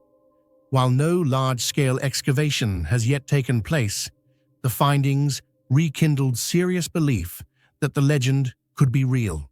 Perhaps the 6 lost siblings of the shore temple still lie quietly beneath the offshore sediment, patiently awaiting rediscovery. And if that day comes, Mahabalipuram will be more than just a keeper of history. It will become proof that humanity's memory is sometimes buried but never truly lost. Recognizing its extraordinary cultural value, UNESCO designated the group of monuments at Mahabalipuram as a World Heritage Site in 1984. The site includes more than just the shore temple and 5 rathas. It is a complex of cave sanctuaries, giant open-air bas-reliefs like the famous descent of the Ganges, and intricately carved boulders that showcase mythological scenes and divine figures. For modern-day visitors, Mahabalipuram is both a spiritual pilgrimage and a journey into the depths of human creativity. Walking through the complex, one can feel a palpable reverence, not just toward the gods these temples honor, but toward the minds and hands that made them. The sound of waves crashing against the temple walls, the sun rising over the Bay of Bengal, and the shadows cast by ancient carvings make for an almost timeless experience. It is as though the stones themselves remember stories that history books cannot tell. The 7 pagodas of Mahabalipuram represent a rare intersection where myth, history, architecture, and oceanography collide. The notion of temples hidden beneath the sea isn't just poetic, it's increasingly plausible. And even if only one pagoda now pierces the horizon, the mystery of the other 6 continues to stir the imagination. In the face of rising tides and fading records, Mahabalipuram remains defiant, not as a relic of the past, but as a living puzzle, reminding us of how much we still have to learn from those who carved their beliefs not into scrolls or songs, but into solid stone. What do you think truly lies beneath the waves of Mahabalipuram? Is the legend of the 6 sunken temples just folklore, or a faded memory of a once thriving coastal civilization buried by time and sea? Share your thoughts in the comments. Do you believe in myth, or only in what science can prove? And if the temples really do exist beneath the ocean, do you think they should be excavated or left untouched as part of something sacred and mysterious? We'd love to hear your perspective. Amid the sandstone and granite of Aswan, once a bustling quarry of ancient Egypt, lies a colossal structure, silent and weathered by time. This is the unfinished obelisk of Aswan, a massive stone monument that never left the place of its birth. It was never raised in a plaza, never stood in a temple, and bears no inscriptions honoring gods or pharaohs. Yet, in its unfinished state, it has become a living, untouched testament to the brilliant engineering of one of the greatest civilizations in human history. Had it been completed, the obelisk would have stood at around 42 meters tall, roughly the height of a 13-story building, and weighed over 1,200 tons, making it the largest monolithic obelisk ever attempted. This makes it not only a marvel in terms of scale, but also an immense technical challenge, even by modern standards.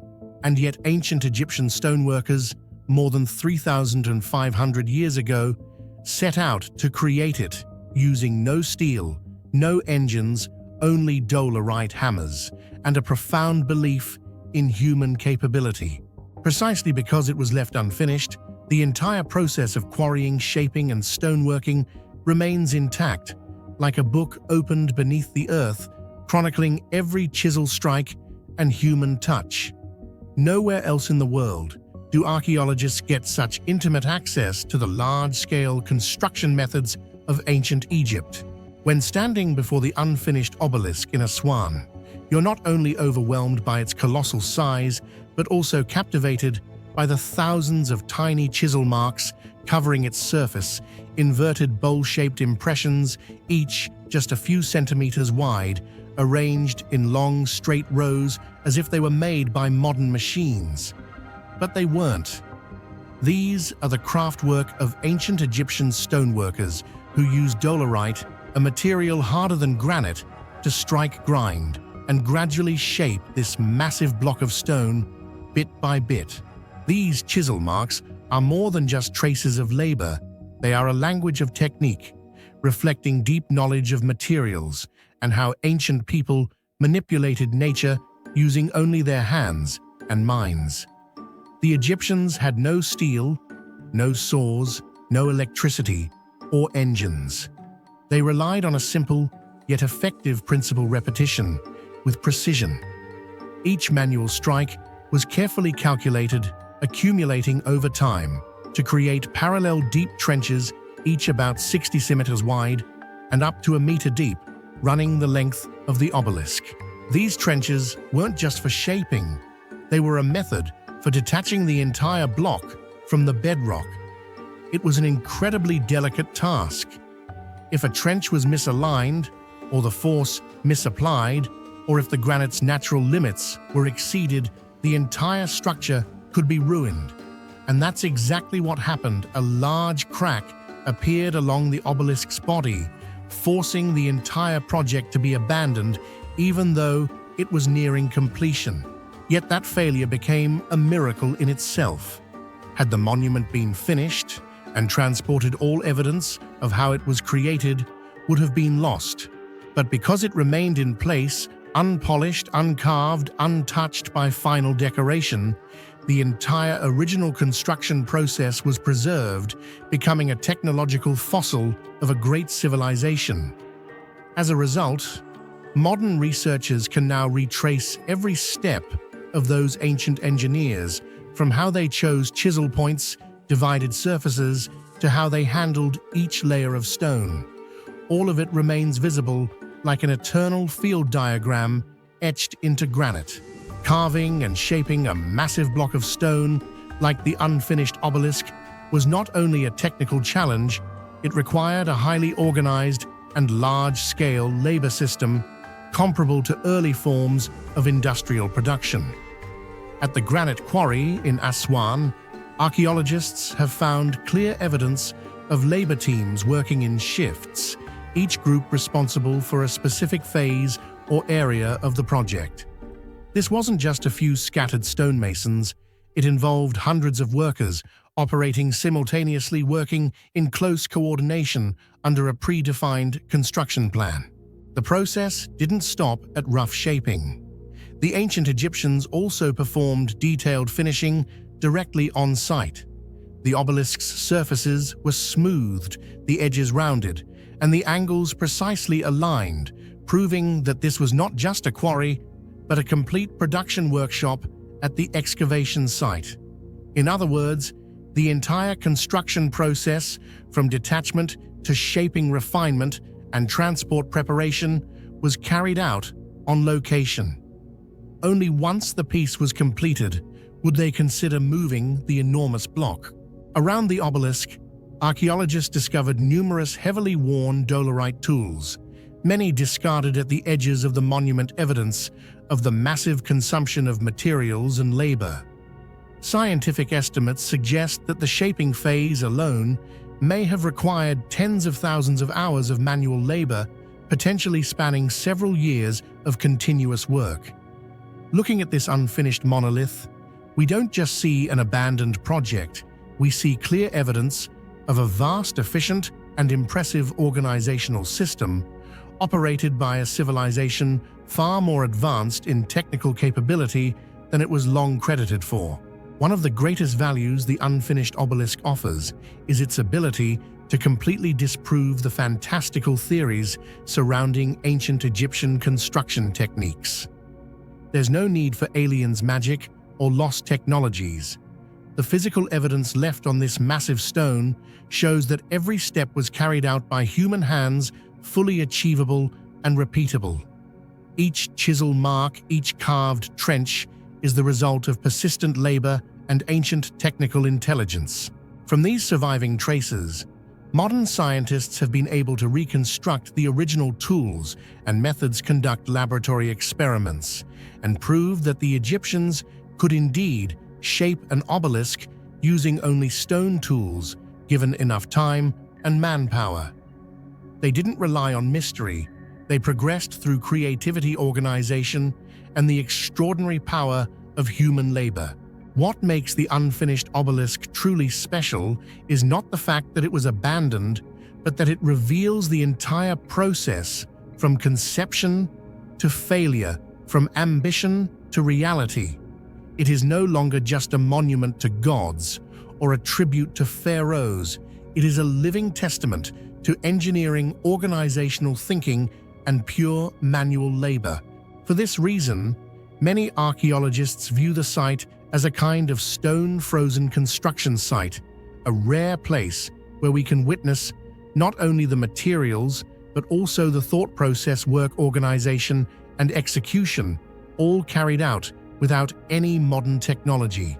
It is a legacy of profound technical and human value far beyond the silent block of stone resting in the desert. The unfinished obelisk is not a failure, it is a living lesson. Though it was never raised in any plaza or temple, its incomplete state has opened a rare window into the very core of ancient engineering, untouched and unembellished. It lies there silent as a witness to time, as if whispering to future generations, "We had no machines, but we had intelligence, conviction, and the hands of humankind." What do you think would have happened if this monument had never cracked? Could the ancient Egyptians have successfully erected a 1,200-ton obelisk using nothing but simple stone tools? And if so, how would that change the way we view the technological capabilities of ancient civilizations? Share your thoughts in the comments. Do you believe in the ingenuity of early humans, or do you think there are still mysteries we have yet to uncover? Buried beneath centuries of earth, in a quiet corner of coastal Maine, a small silver coin waited patiently to be found. It wasn't gold, it wasn't glittering, it wasn't even whole. But the moment it surfaced from the soil of an ancient Native American site, the world of archaeology was thrown into chaos. How could a Viking coin, minted nearly 1,000 years ago in medieval Norway, turn up in North America, hidden among pottery shards and tribal tools? How did this tiny relic from the old world find its way into the hands of a people who, according to history books, should never have seen it? This is the story of the Maine penny, an artifact so out of place, so out of time, that it threatens to unravel the very timeline of human discovery in the New World. A single coin that whispers of forgotten voyages, ancient trade, and the possibility that everything we thought we knew about who came first might be wrong. The coin was discovered in 1957 by a man named Guy Melgren at an archaeological site called Goddard, near the town of Brooklyn, Maine. This area had been a seasonal settlement for indigenous tribes such as the Mi'kmaq or Penobscot, and during the excavation, archaeologists uncovered many artifacts typical of native life between 1180 and 1235 CE, including pottery shards, stone tools, and traditional ornaments. Yet buried among these traces of local culture, they found something entirely out of place, an ancient silver coin with a distinctly medieval Norse design. At first, it didn't draw much attention, just an old piece of metal worn smooth by time, but when experts examined it more closely, they realized it was a Viking coin minted in Norway in the 11th century. Most striking of all, it clearly didn't belong there, nor did it fit any known timeline of the site, an object completely out of place in both time and geography. When the team of experts began to examine the coin more thoroughly, they quickly realized this was no ordinary artifact. It was a medieval Norwegian silver penny confirmed to have been minted during the reign of King Olaf Kyrre, who ruled Norway from 1067 to 1093 AD. This meant the coin was 2 to 3 centuries older than all other artifacts found at the Goddard site. But what truly stunned archaeologists wasn't just its age, it was the completely mismatched cultural and geographical origin. The coin came from a medieval European civilization, and there was no known historical record suggesting that Norwegians had ever reached Maine or traded with the indigenous peoples there during that time period. The most striking element was the timeline the coin was created nearly 400 years before Columbus's famous voyage to the New World in 1492. This not only raises questions about how such an object could have ended up in America centuries before the so-called Age of Discovery, but also threatens to upend one of the central pillars of Western historical narrative, that Columbus was the first European to set foot in the Americas. If the coin is genuine and truly arrived in Maine during that era, it's not merely an archaeological artifact, it could be a key to unlocking an alternate version of human history, one in which the Vikings may have ventured deeper and earlier into North America than anyone has ever officially recorded. For decades, the European narrative has largely revolved around Columbus as the first Old World explorer to discover the Americas. This notion, while romanticized in Western education, has long ignored the mounting evidence of Norse expeditions to North America. In fact, the ruins at L'Anse aux Meadows in Newfoundland, Canada, unearthed in the 1960s, proved beyond doubt that Vikings had established a settlement in North America around the year 1000. But that outpost was thought to be limited in scope and time, a short-lived experiment that ended in retreat. The main penny challenges that idea. How could a coin from medieval Norway end up at a Native American site in Maine, hundreds of miles south of the only confirmed Viking settlement in Newfoundland? And more intriguingly, how could it have arrived centuries after it was minted? The very existence of this artifact suggests the possibility of a network of trade contact or even transcontinental migration taking place nearly 500 years before Columbus's famous voyage. This timeline alone threatens to undermine the entire Western narrative of who truly discovered the New World first. Of course, not everyone accepts the theory of a Viking presence in Maine. Many skeptics argue that the coin may have been dropped in the area during modern times, perhaps by a collector, a tourist, or someone who unknowingly brought the artifact from Europe. However, this argument is becoming increasingly unconvincing.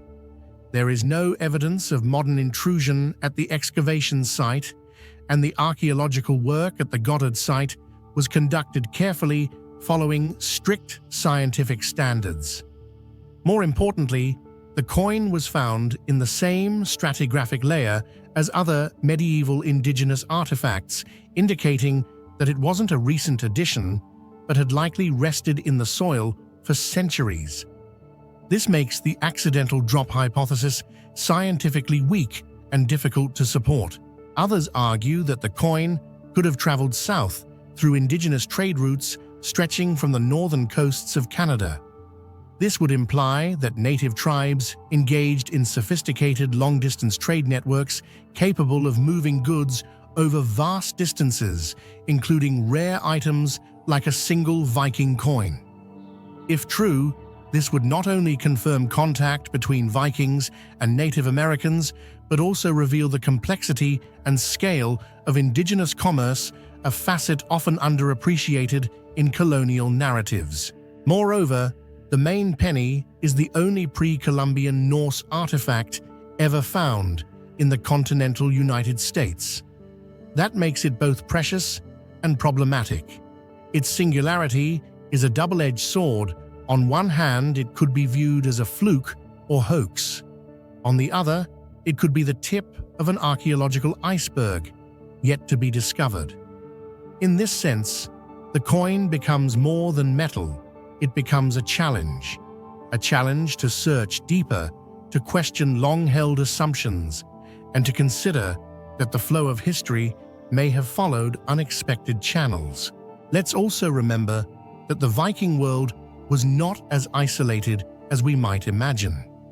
By the 11th century, Norse traders had traveled to Byzantium, the Middle East, and deep into the rivers of Russia. A voyage from Greenland or Vinland down the Atlantic coast of North America would not have been unthinkable for these seafaring pioneers. The idea that a coin could have been exchanged for goods, passed from hand to hand, tribe to tribe, over years and miles until it finally rested in the soil of Maine, is not impossible. In fact, it may be a testament to how interconnected the ancient world really was. The implications are staggering. If the Maine penny is authentic and arrived at the site through pre-Columbian exchange, then we must accept that European presence in North America wasn't an isolated incident. It was part of a broader, longer story of exploration and human contact across continents. The idea of Columbus as the discoverer of America would then become not just incomplete, but misleading. In this context, the Maine penny isn't just a coin, it's a fossil of forgotten history, a relic that suggests history is not written solely in textbooks or stone monuments, but in small, unexpected moments where cultures collide in silence, far from the gaze of kings and chroniclers. Ultimately, the Maine penny invites us to ask uncomfortable questions. How much of what we think we know is actually true? How many other Viking artifacts may lie undiscovered beneath our feet?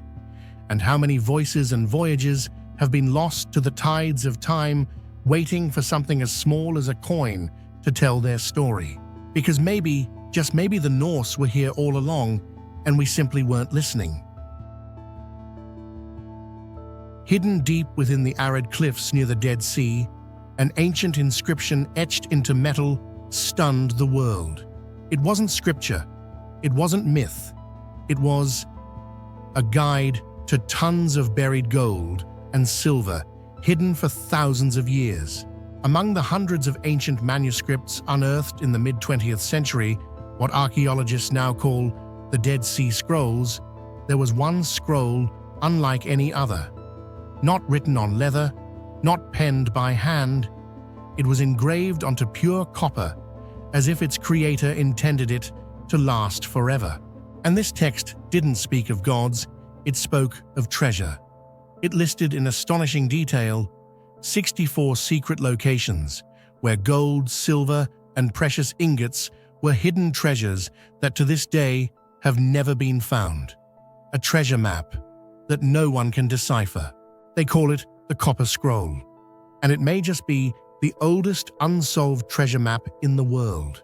In 1952, inside Cave 3, near the Qumran region by the Dead Sea, archaeologists uncovered a truly unprecedented artifact, a scroll not made of papyrus or animal skin, like the other Dead Sea Scrolls, but instead engraved directly onto two thin sheets of copper, a metal alloy of copper mixed with a small amount of tin.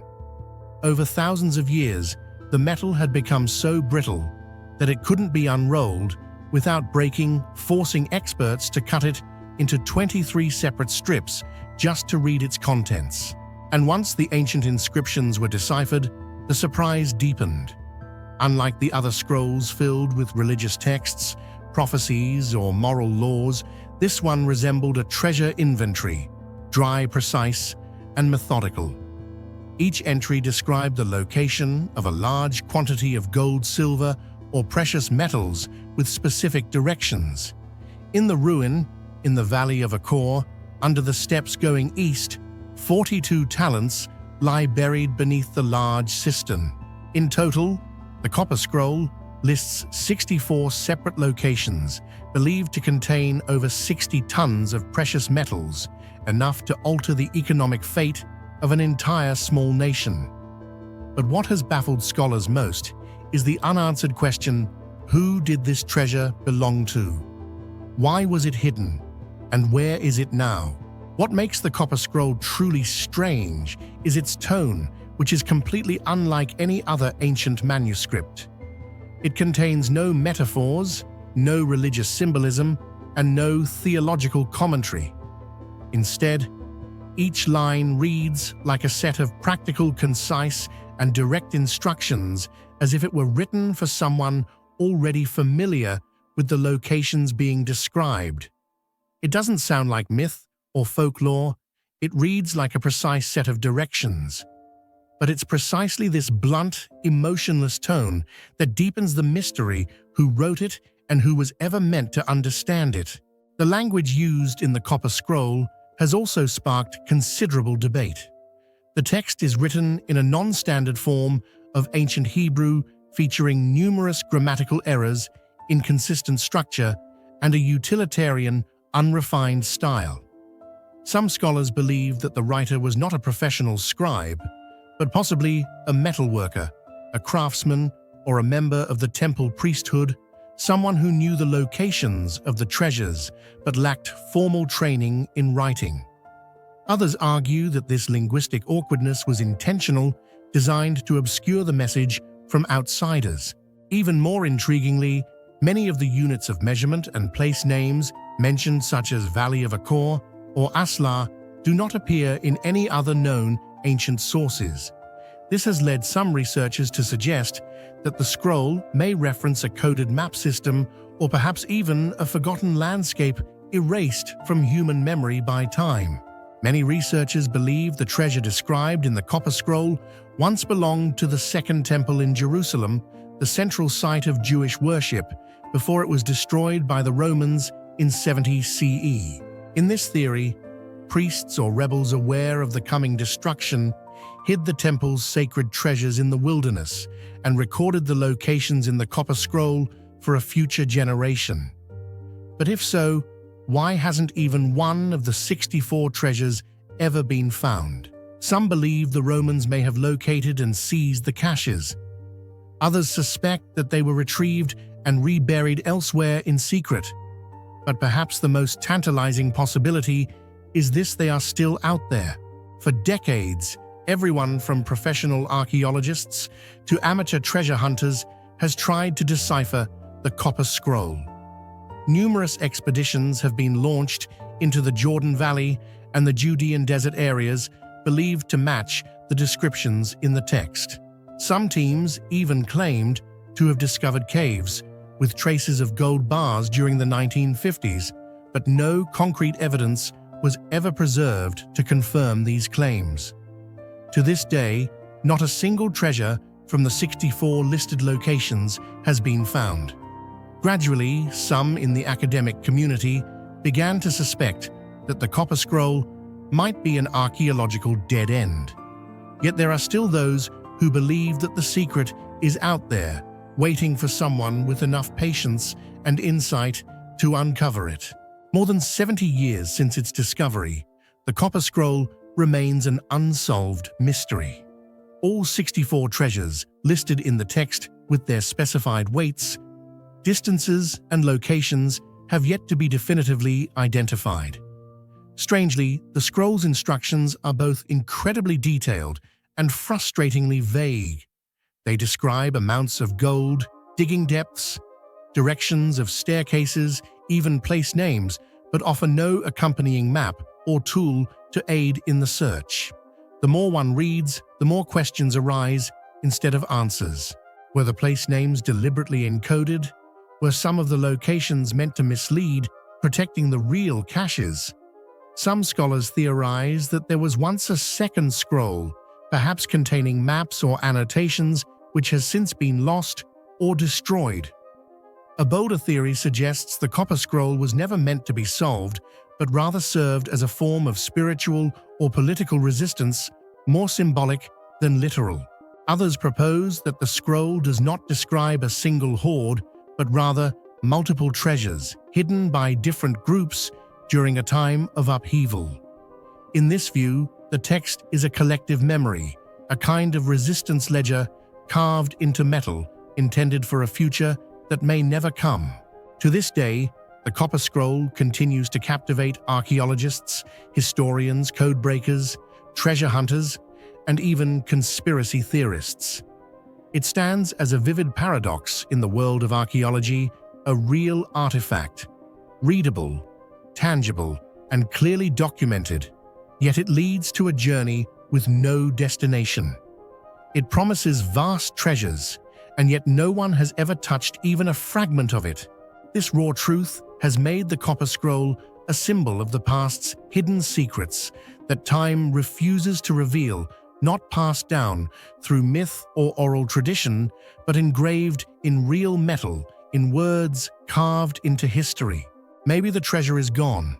Maybe it never existed. Or maybe we simply haven't found the right person to read the scroll the right way. Until that day comes, the Copper Scroll remains a riddle cast in copper, waiting for someone brave enough to solve it. So what do you think? Is the Copper Scroll truly a map leading to real treasure, or merely a symbolic message of ancient faith and resistance? Do you believe the treasure was taken still buried somewhere, or never existed at all? Share your thoughts in the comments below, because who knows, maybe one of us will be the first to unlock a mystery buried for over 2,000 years.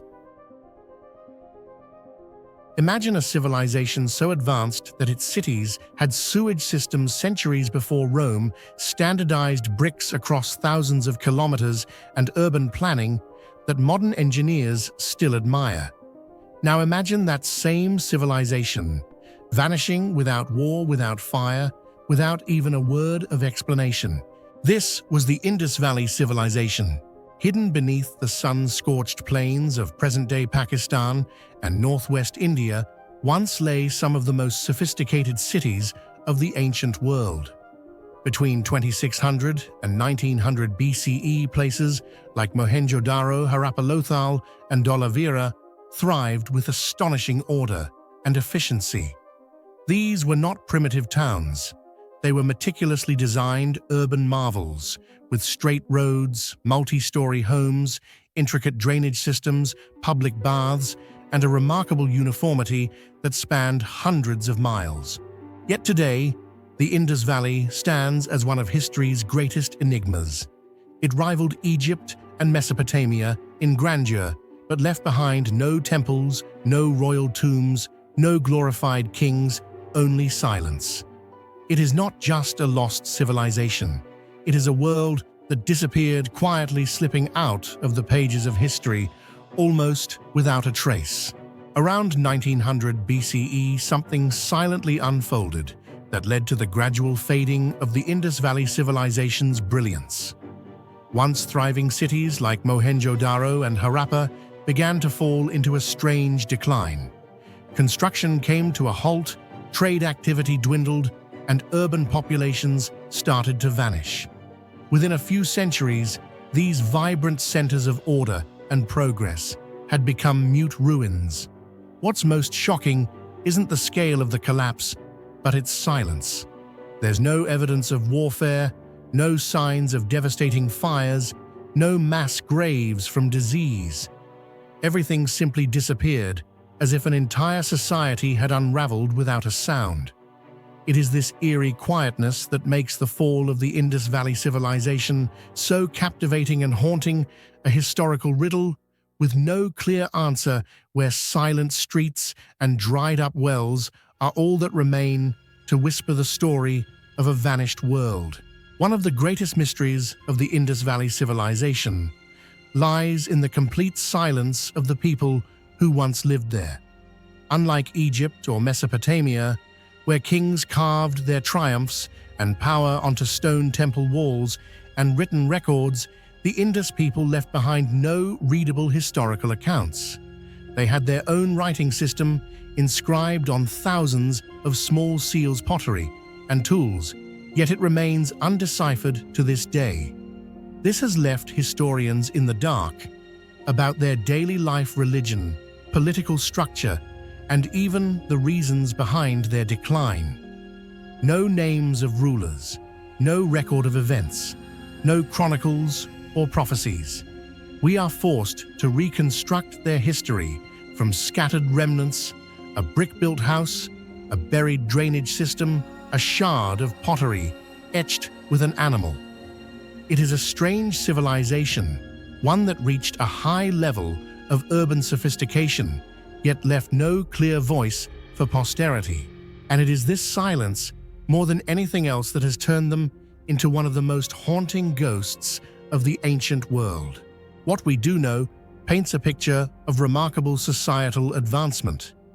The uniformity of brick sizes across cities hundreds of kilometers apart suggests a standardized system, possibly even centralized planning. The sophisticated drainage systems in Mohenjo-Daro, complete with covered street drains, soak pits, and private toilets, are evidence of a people deeply concerned with public hygiene and civic order. Their architecture was utilitarian, but elegant. Their craftsmanship, from etched beads to carved figurines, shows not only technical skill, but aesthetic sensibility.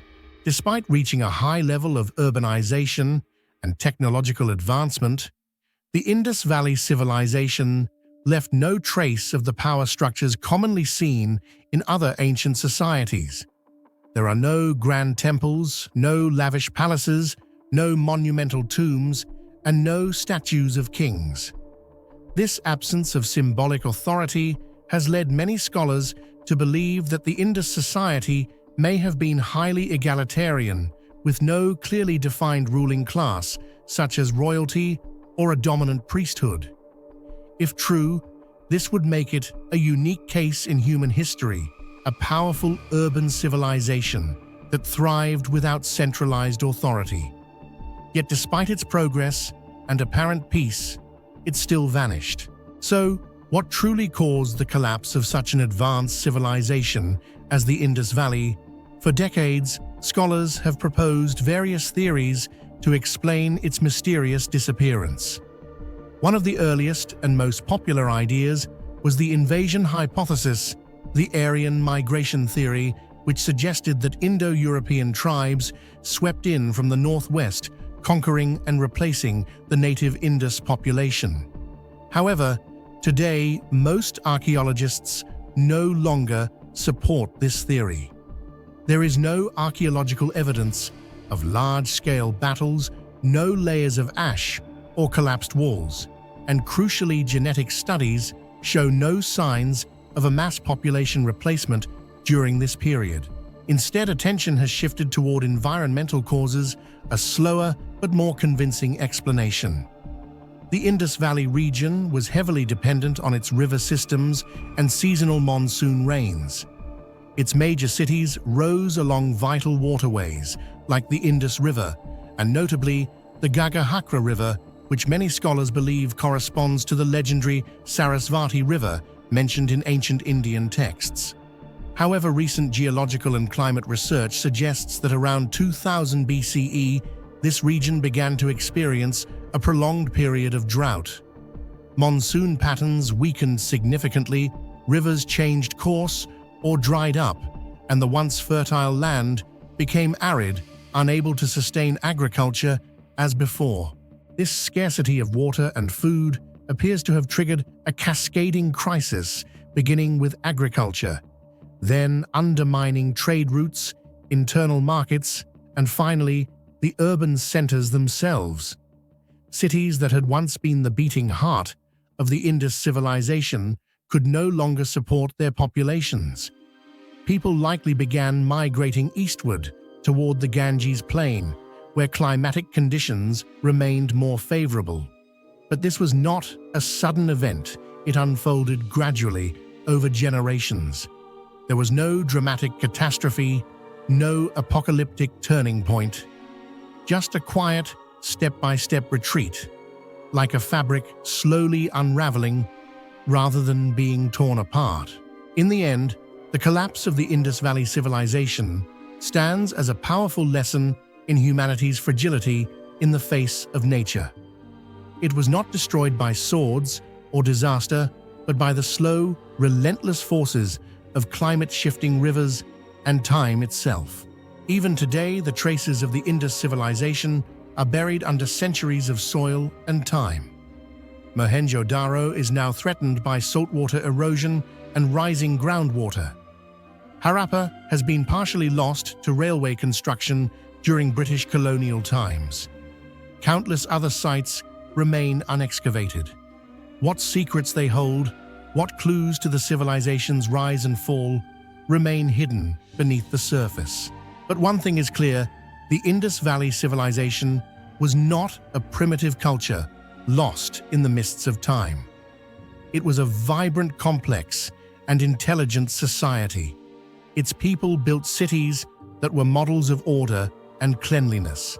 They engaged in long-distance trade with Mesopotamia. They mastered craft and engineering. And then, despite all their achievements, they faded into history, leaving behind no written laments, no tales of doom, just silent streets and abandoned wells. Their story reminds us that even the most advanced societies are not immune to change. Whether through climate internal shifts or slow erosion of infrastructure and belief systems, civilizations can wither sometimes so quietly that only the stones remember. In the end, the Indus Valley civilization remains one of history's most enigmatic disappearances. A vanished world, a silent lesson, a mirror held up to the fragility of human achievement. Could the collapse of the Indus Valley civilization be a warning to modern society that no matter how advanced we become, we still cannot fully control nature? Or perhaps there is a deeper hidden cause we have yet to uncover, buried beneath layers of ancient earth? What do you think is the most convincing explanation for this mysterious disappearance? Share your thoughts below. We'd love to hear your perspective. Can you believe that beneath the grey waves of today's North Sea, an entire world once existed? A vast stretch of land that once connected Britain to mainland Europe. A place where our ancestors hunted, lit fires, and built their lives in a thriving natural paradise. Doggerland, a name nearly forgotten, was once home to thousands of prehistoric people until the ocean rose in fury. Today, nothing remains but the cold, restless sea. Yet sometimes stone tools, fragments of human bones, or mammoth tusks rise from the depths like whispers from the past. Alongside them come ancient legends of a terrifying flood, a day when the sea swallowed an entire world. Could Doggerland be Europe's true Atlantis and the real origin behind the great flood myths? The story you're about to discover might just change the way you see European history forever. About 10,000 years ago, the map of Europe looked very different from what we see today. What is now the North Sea was once a vast expanse of dry land known as Doggerland, stretching from the eastern coast of Britain all the way to the Netherlands, Denmark, and northern Germany. As the last ice age came to an end, glacial melt caused the region's climate to become surprisingly temperate and hospitable. Rather than being a frozen desert or flooded swamp, Doggerland was a lush, fertile plain filled with dense forests, sweeping grasslands, flowing rivers, and natural freshwater lakes. It was a vibrant paradise for early Mesolithic hunter-gatherer tribes. Interestingly, Doggerland was not a mythical island like Atlantis, but rather a real and integral part of the European continent, serving as a land bridge that connected Britain to mainland Europe. This meant that prehistoric peoples could freely travel between areas that today include Scotland, the Netherlands, and Denmark without the need for boats. Thanks to modern seabed radar and digital reconstructions, scientists have determined that Doggerland may have spanned tens of thousands of square kilometers, perhaps even larger than present-day England. Doggerland was not just a human habitat, it was also an ecological stage for a host of Ice Age megafauna, woolly mammoths, ancient bison, giant deer, and large flocks of migratory birds. These findings indicate that Doggerland was significant, not only geographically, but also as a critical biological and cultural link in the evolution of early European civilization. Doggerland did not disappear overnight. After the end of the Ice Age, melting glaciers from the vast ice sheets in the Northern Hemisphere caused global sea levels to rise gradually over thousands of years. Due to its low and flat terrain, Doggerland was one of the first regions to be affected. Fertile lands, dense forests, and human settlements were slowly transformed into marshes and then into open sea. The communities living there were forced to retreat to higher ground, gradually moving inland or to safer areas on the European mainland. However, around 6200 BCE, an unexpected geological disaster struck an event known as the Storegga Slide. This was a massive underwater landslide off the coast of Norway, so large in scale that it triggered a tsunami tens of meters high, sweeping across the North Atlantic and crashing directly into the Doggerland region. The tsunami not only submerged what remained of the already flooded land, but also erased all surviving traces of life in the area. Within just a few hours, an entire primitive yet vibrant civilization was wiped out. No stone buildings remained, no maps, no writing, only mudwater and sediment, burying the final evidence of a once thriving world. This event not only disrupted human habitation in the region, but may also have left a deep imprint on the cultural memory of humankind, becoming the seed of ancient legends about a great flood passed down through generations for millennia. Doggerland is no longer a vague legend, thanks to clear and reliable archaeological evidence.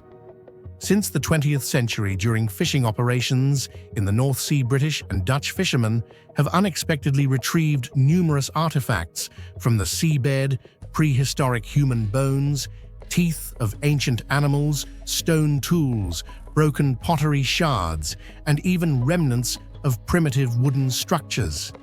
These findings not only confirm the existence of human life in this lost land, but also suggest the presence of a thriving hunter-gatherer society that once flourished there. With the advancement of modern technologies such as ground-penetrating radar 3D geological modeling and sediment analysis, scientists have been able to reconstruct detailed maps of Doggerland, including ancient riverbeds, large lakes, highlands, and especially settlement zones where artifact density is high. All of this points to Doggerland being a vibrant, well-organized, and densely populated part of prehistoric Europe. Among all the stories surrounding Doggerland, perhaps the most fascinating and controversial is the hypothesis that the catastrophe that drowned this land was not merely a geological event, but also the origin of the Great Flood myths that have been passed down for thousands of years in human culture. According to many researchers, the tsunami caused by the Storegga Slide around 6200 BCE did more than physically wipe Doggerland off the map. It also left a deep psychological imprint on the collective memory of the surviving communities around the North Sea. Imagine this: the people of Doggerland or nearby coastal communities witness the sea rise, suddenly swallowing everything: forests, animals, villages, even loved ones, within just a few short hours. Those who survived would never forget that horrifying sight. They may have passed down stories to their descendants about a great flood that swept away the old world, told as a warning or sacred memory, which gradually became mythic tales passed through generations by word of mouth. As language evolved and human societies entered an age of mythologizing the cosmos and history, those memories may have been encoded into stories of divine punishment, the wrath of the heavens, or the end of the world by water. We see such narratives in the Bible, with Noah's flood, in the Sumerian epic of Gilgamesh, and in Norse mythology's tale of the flood during Ragnarok. Despite the differences in detail, they all share a common theme: the drowning of a once thriving civilization, an event Doggerland actually experienced. What sets Doggerland apart from legendary places like Atlantis is that Doggerland has clear geological evidence, a defined location on modern maps, and a scientifically plausible explanation for its disappearance. If one day we manage to reconstruct the full spiritual and social life of Doggerland's inhabitants from underwater relics, we may well discover the earliest traces of flood stories, survival and rebuilding after catastrophe tales that humanity preserved through myth before the written word ever existed. Today, the Dogger Bank, a series of underwater ridges, is the most visible remnant of Doggerland. However, oil drilling and offshore wind farm development in the North Sea are disrupting many ancient relics, some of which may be permanently lost before archaeologists have the chance to study them. Several research groups are now calling for the establishment of an underwater archaeological reserve, or at the very least, mandatory surveys before any extraction activities to help preserve the final clues to this buried civilization. Doggerland is not merely a forgotten name on an ancient map. It stands as proof that human history holds chapters never written down, surviving only through the sound of waves, the ocean's mud, and the sacred memory of a day when the sea rose in fury. Perhaps within every ancient flood myth that speaks of a world wiped clean lies a fragment of truth buried deep beneath the North Sea, where Doggerland became Europe's lost Atlantis. Few figures in ancient history spark as much intrigue and fascination as Queen Nefertiti, the radiant queen whose beauty and power have echoed through millennia. As the influential wife of Pharaoh Akhenaten, she stood at the heart of a revolutionary era that shook the foundations of Egyptian religion and politics. Yet just as suddenly as she rose to greatness, Nefertiti vanished from history's pages, leaving behind a mystery that has baffled scholars for centuries. Where did this legendary queen disappear? To what secrets lie behind her sudden absence? Join us as we unravel the captivating enigma of Queen Nefertiti, a story of power, mystery, and one of the greatest unsolved puzzles of ancient Egypt. Nefertiti began to rise to prominence in Egyptian history when she became the great royal wife of Pharaoh Akhenaten, who was famous for his bold religious revolution. Akhenaten abandoned the traditional polytheistic worship and instead initiated a monotheistic religion, worshipping Aten the sun disk as the sole supreme god.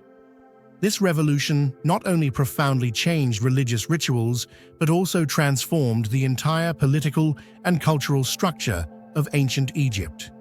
Throughout his reign, Nefertiti was not merely the pharaoh's consort, but was portrayed as a powerful figure on par with him. In many paintings and inscriptions, she is shown standing beside Akhenaten, performing rituals typically reserved only for the king. This suggests that Nefertiti may have held the role of co-regent, or at least wielded significant authority in governing the kingdom. However, despite her important status and role during the early period of Akhenaten's reign, historical traces of Nefertiti suddenly vanish around the 12th or 13th year of his reign.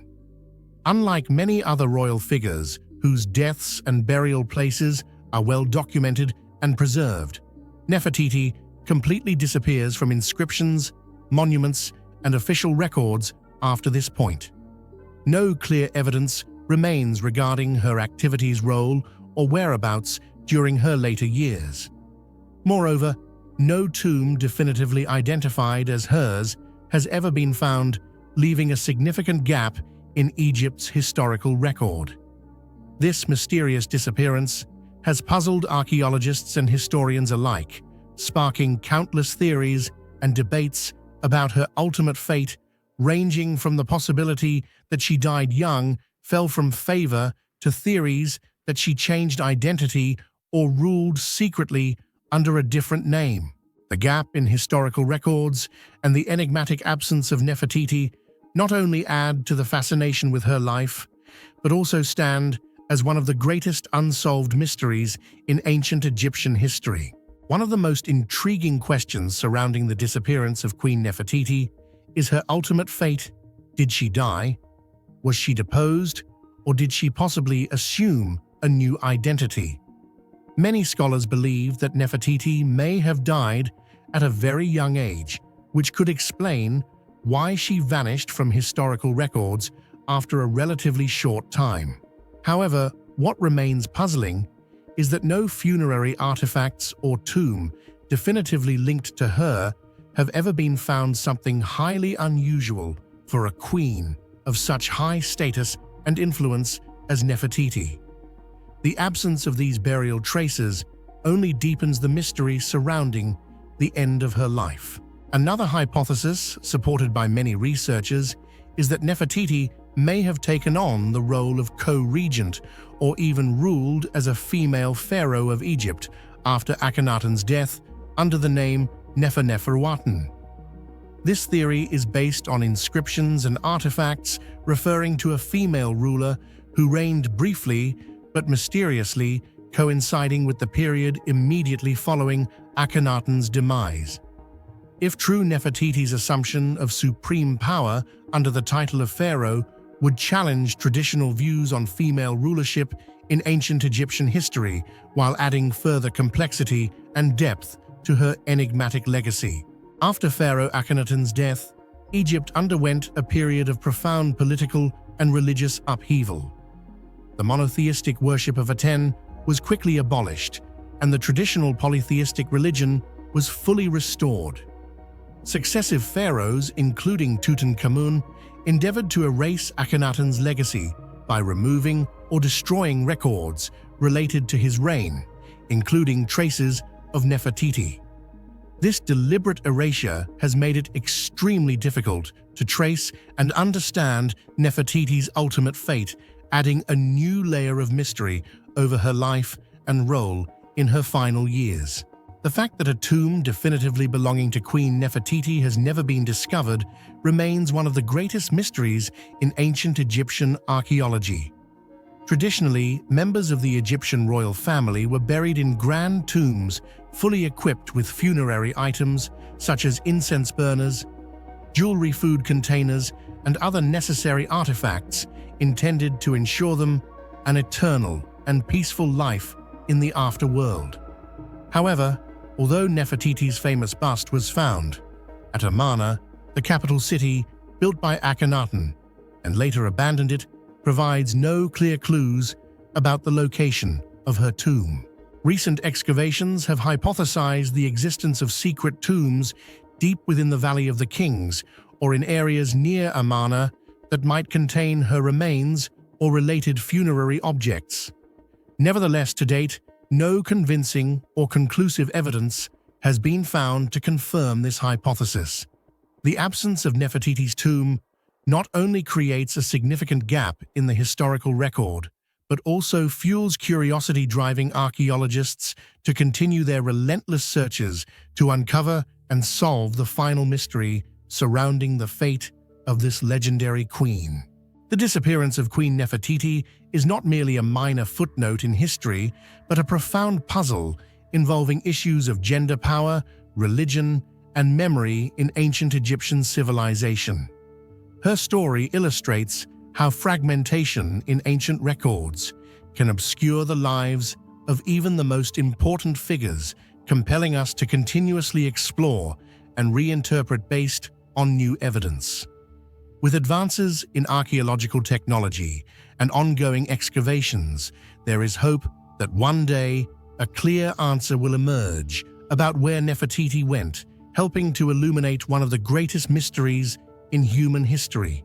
The disappearance of Queen Nefertiti remains one of the most captivating mysteries in ancient history. Although she wielded great influence and is regarded as a symbol of beauty and power, the lack of clear records about her ultimate fate has left scholars and history enthusiasts constantly questioning the circumstances of her life's end.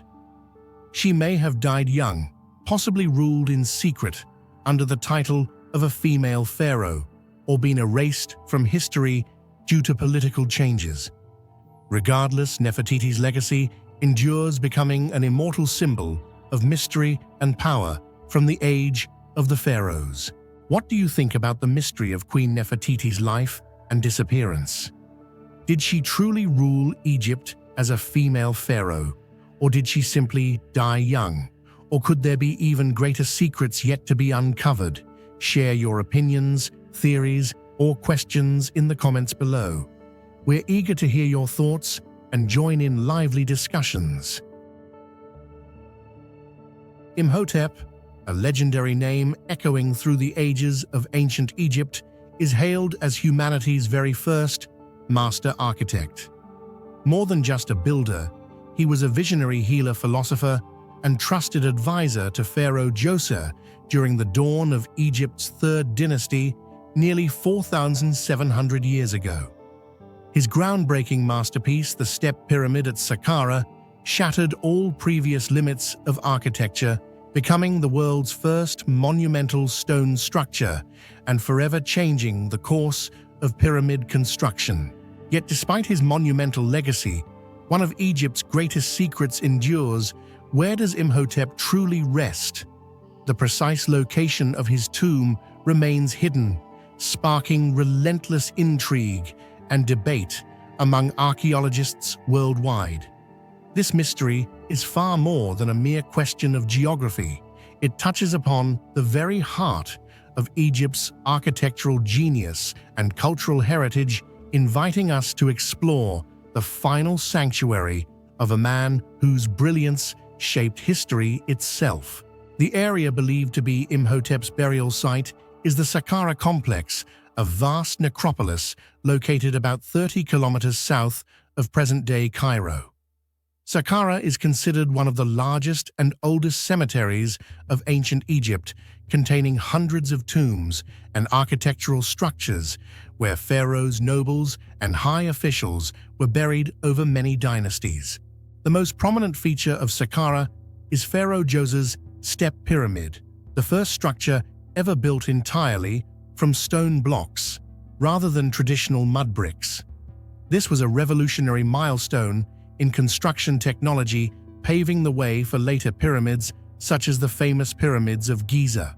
Imhotep was the designer and overseer of the Step Pyramid's construction, so his tomb is speculated to lie near or within this complex. However, to date, no archaeological discovery has been convincing enough to confirm the precise location of his burial. Many researchers believe he might have been interred in a simpler tomb close to the pyramid, a place rich in symbolism, reflecting his importance to the court and Egyptian civilization.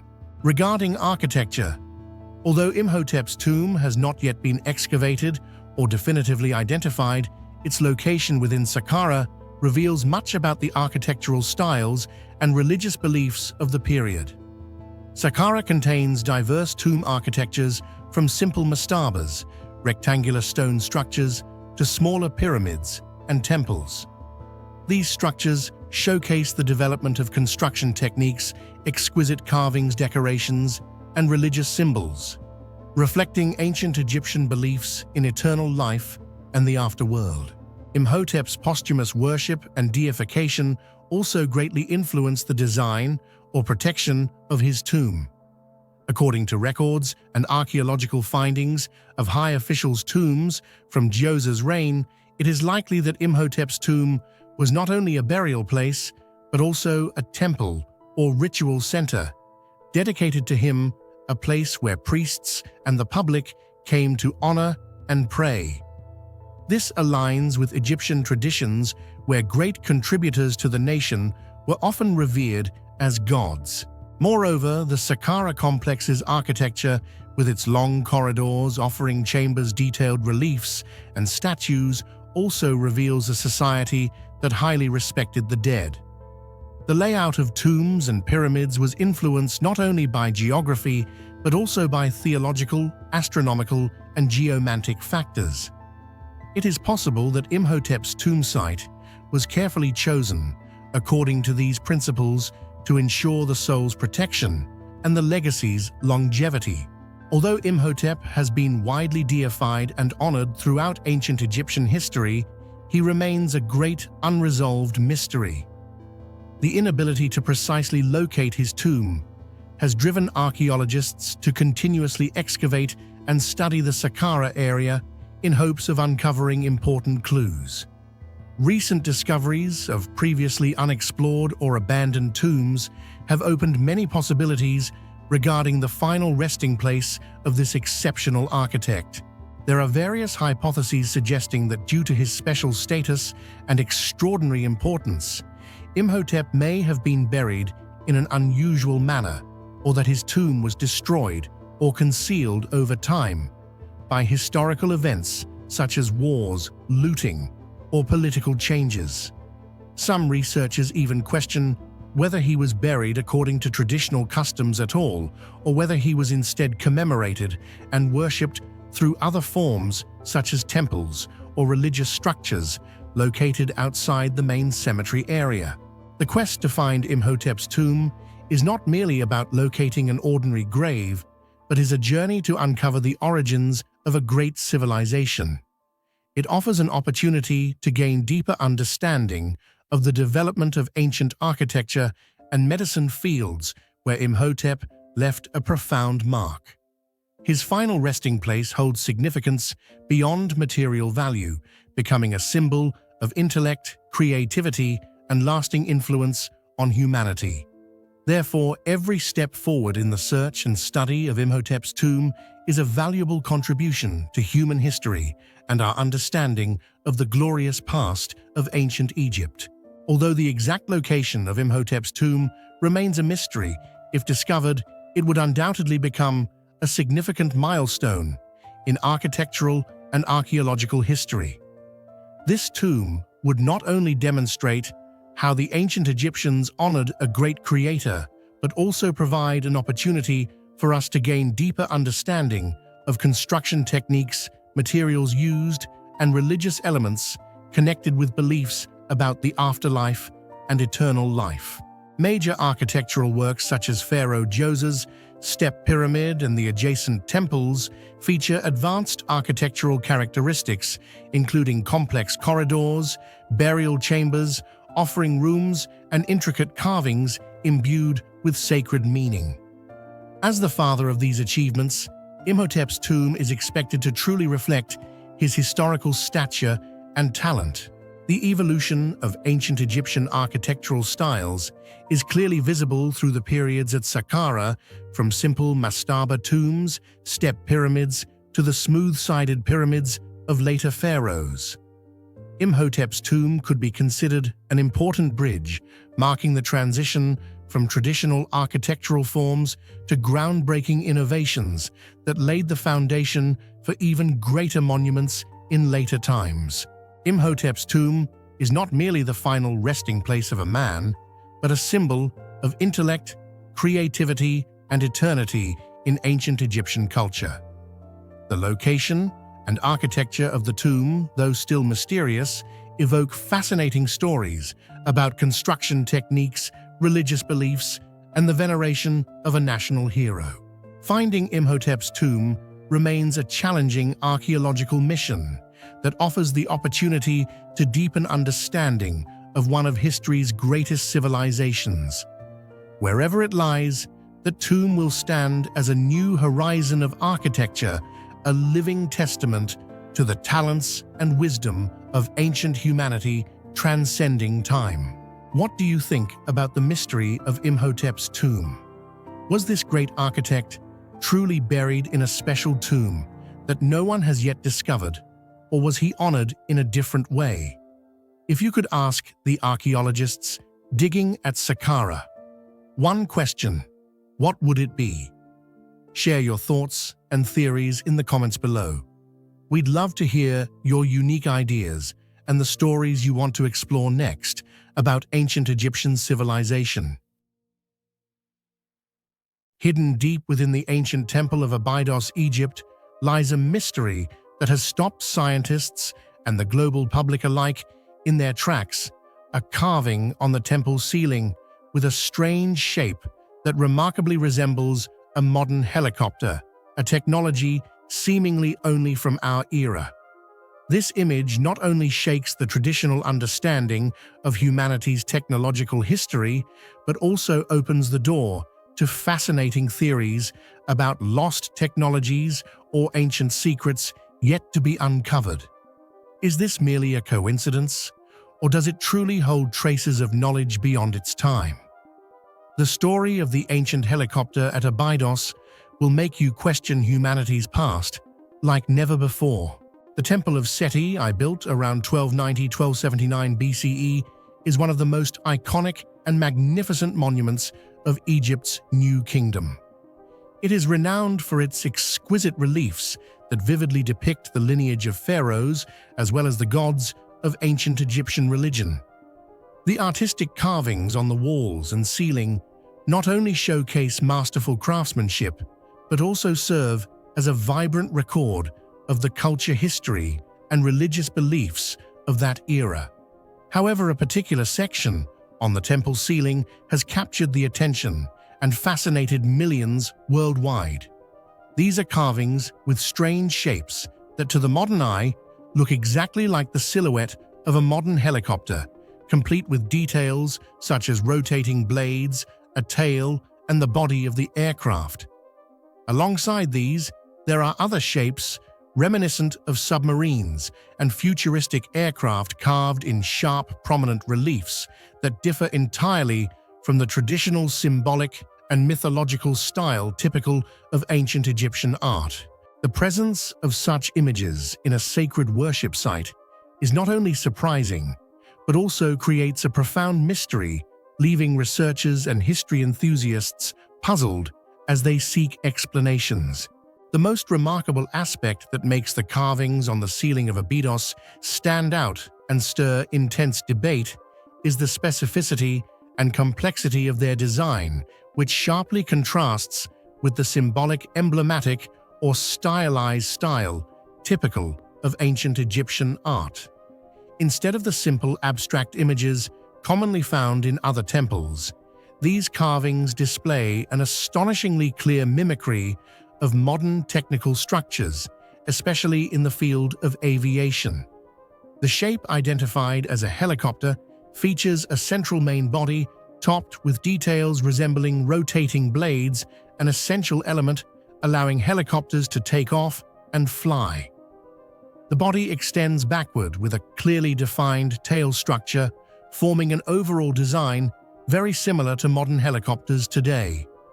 Furthermore, the surrounding carvings have sleek, elongated shapes that evoke submarines or fixed-wing aircraft, adding to the mystery and complexity of the entire tableau. The simultaneous presence of these shapes on a single relief not only astonishes viewers, but also raises significant questions about the true origin and meaning of these images. Are they merely the result of coincidence or created by the technique of overlapping carvings, or are they genuine traces of advanced technologies once possessed by humanity and later lost? This complex and unique combination is the key reason why the ancient helicopter phenomenon in Abydos remains one of the most puzzling archaeological mysteries, continually attracting attention and debate from both scholars and the public. The uniqueness and unusual nature of the carvings at Abydos have sparked numerous theories among researchers and archaeology enthusiasts. One of the most popular hypotheses suggests that these images are evidence that the ancient Egyptians once possessed advanced technologies far beyond their time, possibly flying technology or other modern vehicles that were later lost over time. Supporters of this view believe that the carvings are not merely symbolic, but serve as a visual record, a remaining clue of a civilization that understood and mastered the principles of flight thousands of years ago. Additionally, there are theories involving extraterrestrial intervention, proposing that these strange shapes represent vehicles or technologies brought and shared with ancient humans by beings from outer space. Regardless of the hypothesis, these ideas make the ancient helicopter phenomenon one of the most debated and intriguing mysteries in archaeology. While theories about ancient technology or extraterrestrial intervention remain highly controversial, most Egyptologists and archaeologists agree on a scientific explanation based on the phenomenon of palimpsest, the layering of carvings and inscriptions over time. The Temple of Seti I has undergone numerous renovations, repairs, and modifications over thousands of years, during which original reliefs were often carved over with new images or texts. This process created a layering effect where carvings from different periods gradually merged and overlapped, resulting in complex and sometimes ambiguous shapes that can be difficult to interpret or easily mistaken. Furthermore, the effects of time, such as erosion, weathering, and natural wear, have blurred and mixed these lines. When viewed from certain angles, these overlapping layers can form images that resemble modern flying machines like helicopters or airplanes. This explanation is considered the most reasonable and scientific, helping us better understand the origin of these strange carvings without resorting to unconventional hypotheses. Although there are many scientific explanations for the phenomenon of overlapping carvings, the astonishing similarity in shape and structure of the ancient helicopter relief still makes it one of the most intriguing and impressive artifacts in the world of ancient archaeology. This image not only challenges traditional understandings of ancient carving techniques, but also forces us to reconsider assumptions about the technological development of humanity. It opens up the possibility that complex technical knowledge may have existed early in history, but was lost or forgotten over time. The appeal of this carving lies in its ability to spark curiosity and provoke deep reflection on the mysteries of the past and the limits of our current knowledge. The carvings on the ceiling of Abydos are not merely a curious phenomenon, but also a testament to the richness and diversity of ancient civilizations in conveying images and ideas that transcend time. Whether the result of erosion overlapping inscriptions or a mysterious message about advanced technology long lost, the ancient helicopter continues to inspire exploration, debate, and deep admiration. It reminds us that history still holds many unsolved mysteries, and sometimes what seems impossible may indeed exist within the relics of the distant past. What do you think about these strange carvings? Could they be evidence that the ancient Egyptians possessed technology beyond their time, or are they merely the result of coincidence and overlapping carving techniques? Do you believe in the theories of extraterrestrials or lost technology? Leave your thoughts below, and let's explore the remaining mysteries of human history together. On the arid banks of the Nile, a colossal stone structure, nearly 150 meters tall, has stood for more than 45 centuries, enduring sandstorms, wars, and the erosion of time. But it is more than just a pyramid. It is an unanswered question, a monument built before the invention of the wheel cranes or steel, yet executed with millimeter precision. Over 2.3 million massive stone blocks were stacked flawlessly without mortar, without machinery. How did they do it? To this day, no one can say for certain. And perhaps it is that very silence, the void of explanation, that has made the Great Pyramid the greatest symbol of the unexplainable in human history. Despite being over 4,500 years old, the Great Pyramid exhibits a level of precision that defies logic. Each of its four sides differs by less than 2 centimeters in length, a near-perfect square on a massive scale.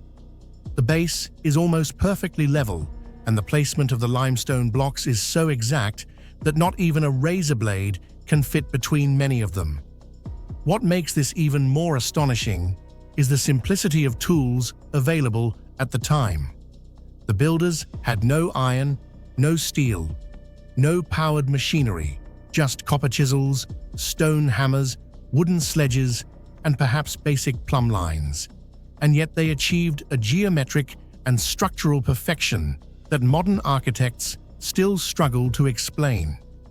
How did a Bronze Age civilization, with such limited technology, master the mathematics, alignment, and logistics needed to complete such a flawless monument? This precision remains one of the greatest engineering enigmas of all time. To this day, one of the most debated and perplexing mysteries among scholars remains the question: how did the ancient Egyptians build the Great Pyramid without modern tools? They had no cranes, no engines, no computers, and no detailed architectural blueprints like those we have today. Yet they managed to move and place over 2 million stone blocks, each weighing between 2.5 to 15 tons, up to incredible heights with near-perfect precision. Over the centuries, numerous theories have been proposed, but none have offered a fully convincing explanation. The most popular idea is the straight ramp theory, which suggests that the Egyptians built a long, gradually sloping ramp to haul the stones upward using manpower. However, to reach the top of the pyramid using this method, the ramp would have to stretch for hundreds of meters, requiring more material and labor than the pyramid itself. To date, no archaeological evidence of such a massive ramp has been found. Other hypotheses suggest a spiral ramp, either wrapping around the outside of the pyramid or built within its structure. While this seems more practical in terms of materials, it raises new questions. How could they maneuver multi-ton blocks around tight corners? How could they maintain safety and precision in such confined spaces? A more recent theory involves wooden sledges sliding over wetted sand to reduce friction. Some experiments have shown that watering sand can significantly ease the process of dragging heavy loads. However, this theory only explains horizontal transportation on flat ground. It does not solve the problem of lifting stones vertically to great heights. Some bold researchers have proposed that the Egyptians might have used primitive pulley systems, counterweights, or even long-lost technologies. Yet these remain speculative, as no concrete archaeological evidence exists to support the use of such mechanisms during that era. Despite their creativity, these ideas have yet to be verified experimentally or historically. Crucially, none of the current theories can fully explain the entire construction process, its scale, accuracy, and speed. Even with thousands of skilled workers coordinating the transport, placement, and alignment of each massive stone over decades with minimal error would have required organizational capabilities far beyond what we typically attribute to ancient civilizations. And so the question of how was the Great Pyramid really built remains an enduring enigma, and one that may continue to puzzle humanity for generations to come. The strangest thing about the Great Pyramid isn't its size or engineering, it's the fact that no ancient records exist describing how it was built. Ancient Egypt is renowned for its meticulous documentation of everything from harvests to religious rituals. Yet when it comes to their greatest architectural achievement, there is total silence. Aside from a few inscriptions bearing the name of Pharaoh Khufu, the entire construction process appears to have been deliberately erased from history. Many once believed the pyramids were built by slaves, but modern archaeology shows that they were constructed by a well-fed, organized workforce, possibly rotating teams of skilled laborers who had housing, bakeries, and even medical care. Still, one puzzle remains: how did they achieve such perfection without modern instruments? One of the most astonishing aspects of the Great Pyramid is its precise alignment with astronomy and mathematics. Its four sides are almost perfectly aligned with the cardinal directions north, south, east, and west, with an error margin of less than 1/15 of a degree, an accuracy that seems implausible for a civilization without compasses or modern navigation tools. Additionally, the ratio between the pyramid's base perimeter and its height closely approximates the mathematical constant pi, while other proportions appear to reflect the golden ratio f. Some scholars have even pointed out that the pyramid's location lies remarkably close to the geographic center of all Earth's landmasses. These factors raise a profound question. Are these coincidences, or did the ancient Egyptians possess astronomical and mathematical knowledge far ahead of their time? When mainstream science fails to provide a definitive answer, numerous alternative theories emerge, ranging from lost technologies and artificial stone manufacturing to even intervention by extraterrestrials. Some believe that the pyramid was not merely a tomb, but possibly an ancient energy station harnessing resonant frequencies. While these ideas are often dismissed by academics for lacking concrete evidence, their persistence reveals an important truth. To this day, we still don't truly understand how the pyramid was built. This uncertainty has allowed seemingly far-fetched theories to captivate the imagination of millions.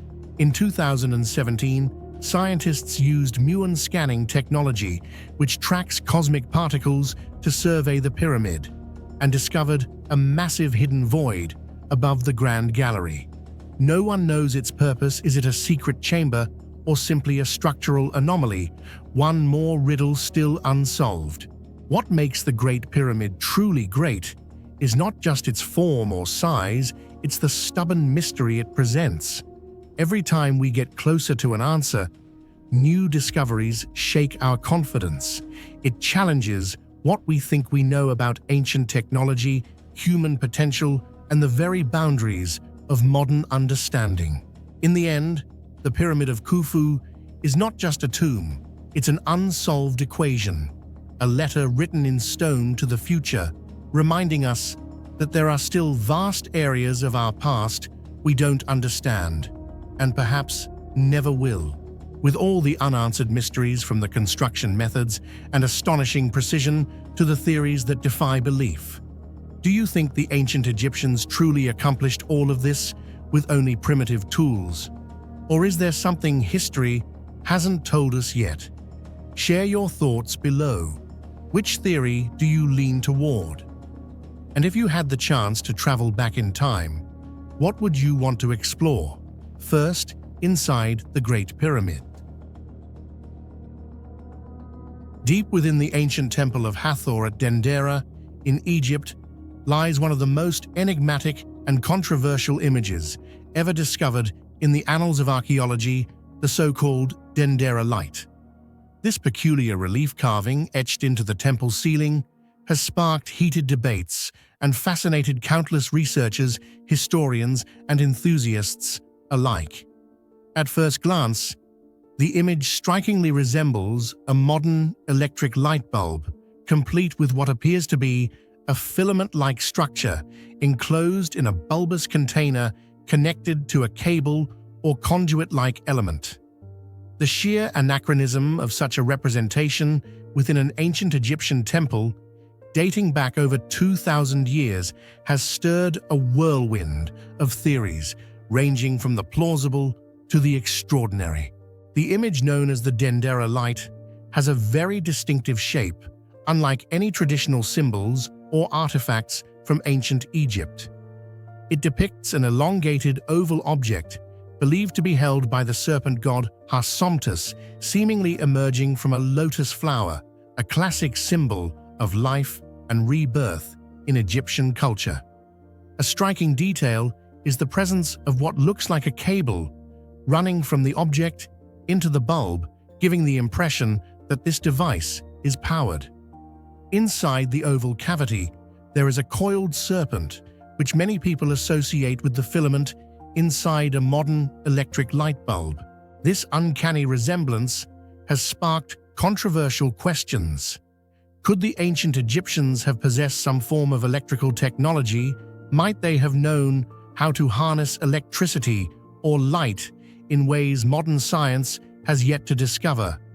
Or is this simply a deeply symbolic image that has been misunderstood or misinterpreted by modern viewers? The ambiguity and the object's resemblance to modern technology have made this relief a hot topic of debate among scholars and mystery enthusiasts alike. Researchers and Egyptologists approach the hypotheses that the Dendera light is evidence of ancient electrical technology with great caution. Instead, they offer more grounded explanations based on mythology and iconography. The bulb that many perceive as a lighting device is often understood as a depiction of a lotus flower, a traditional symbol of creation, growth, and rebirth in ancient Egyptian culture. From this flower emerges the serpent god Harsomptus, a common image representing divine power, protection, and regeneration.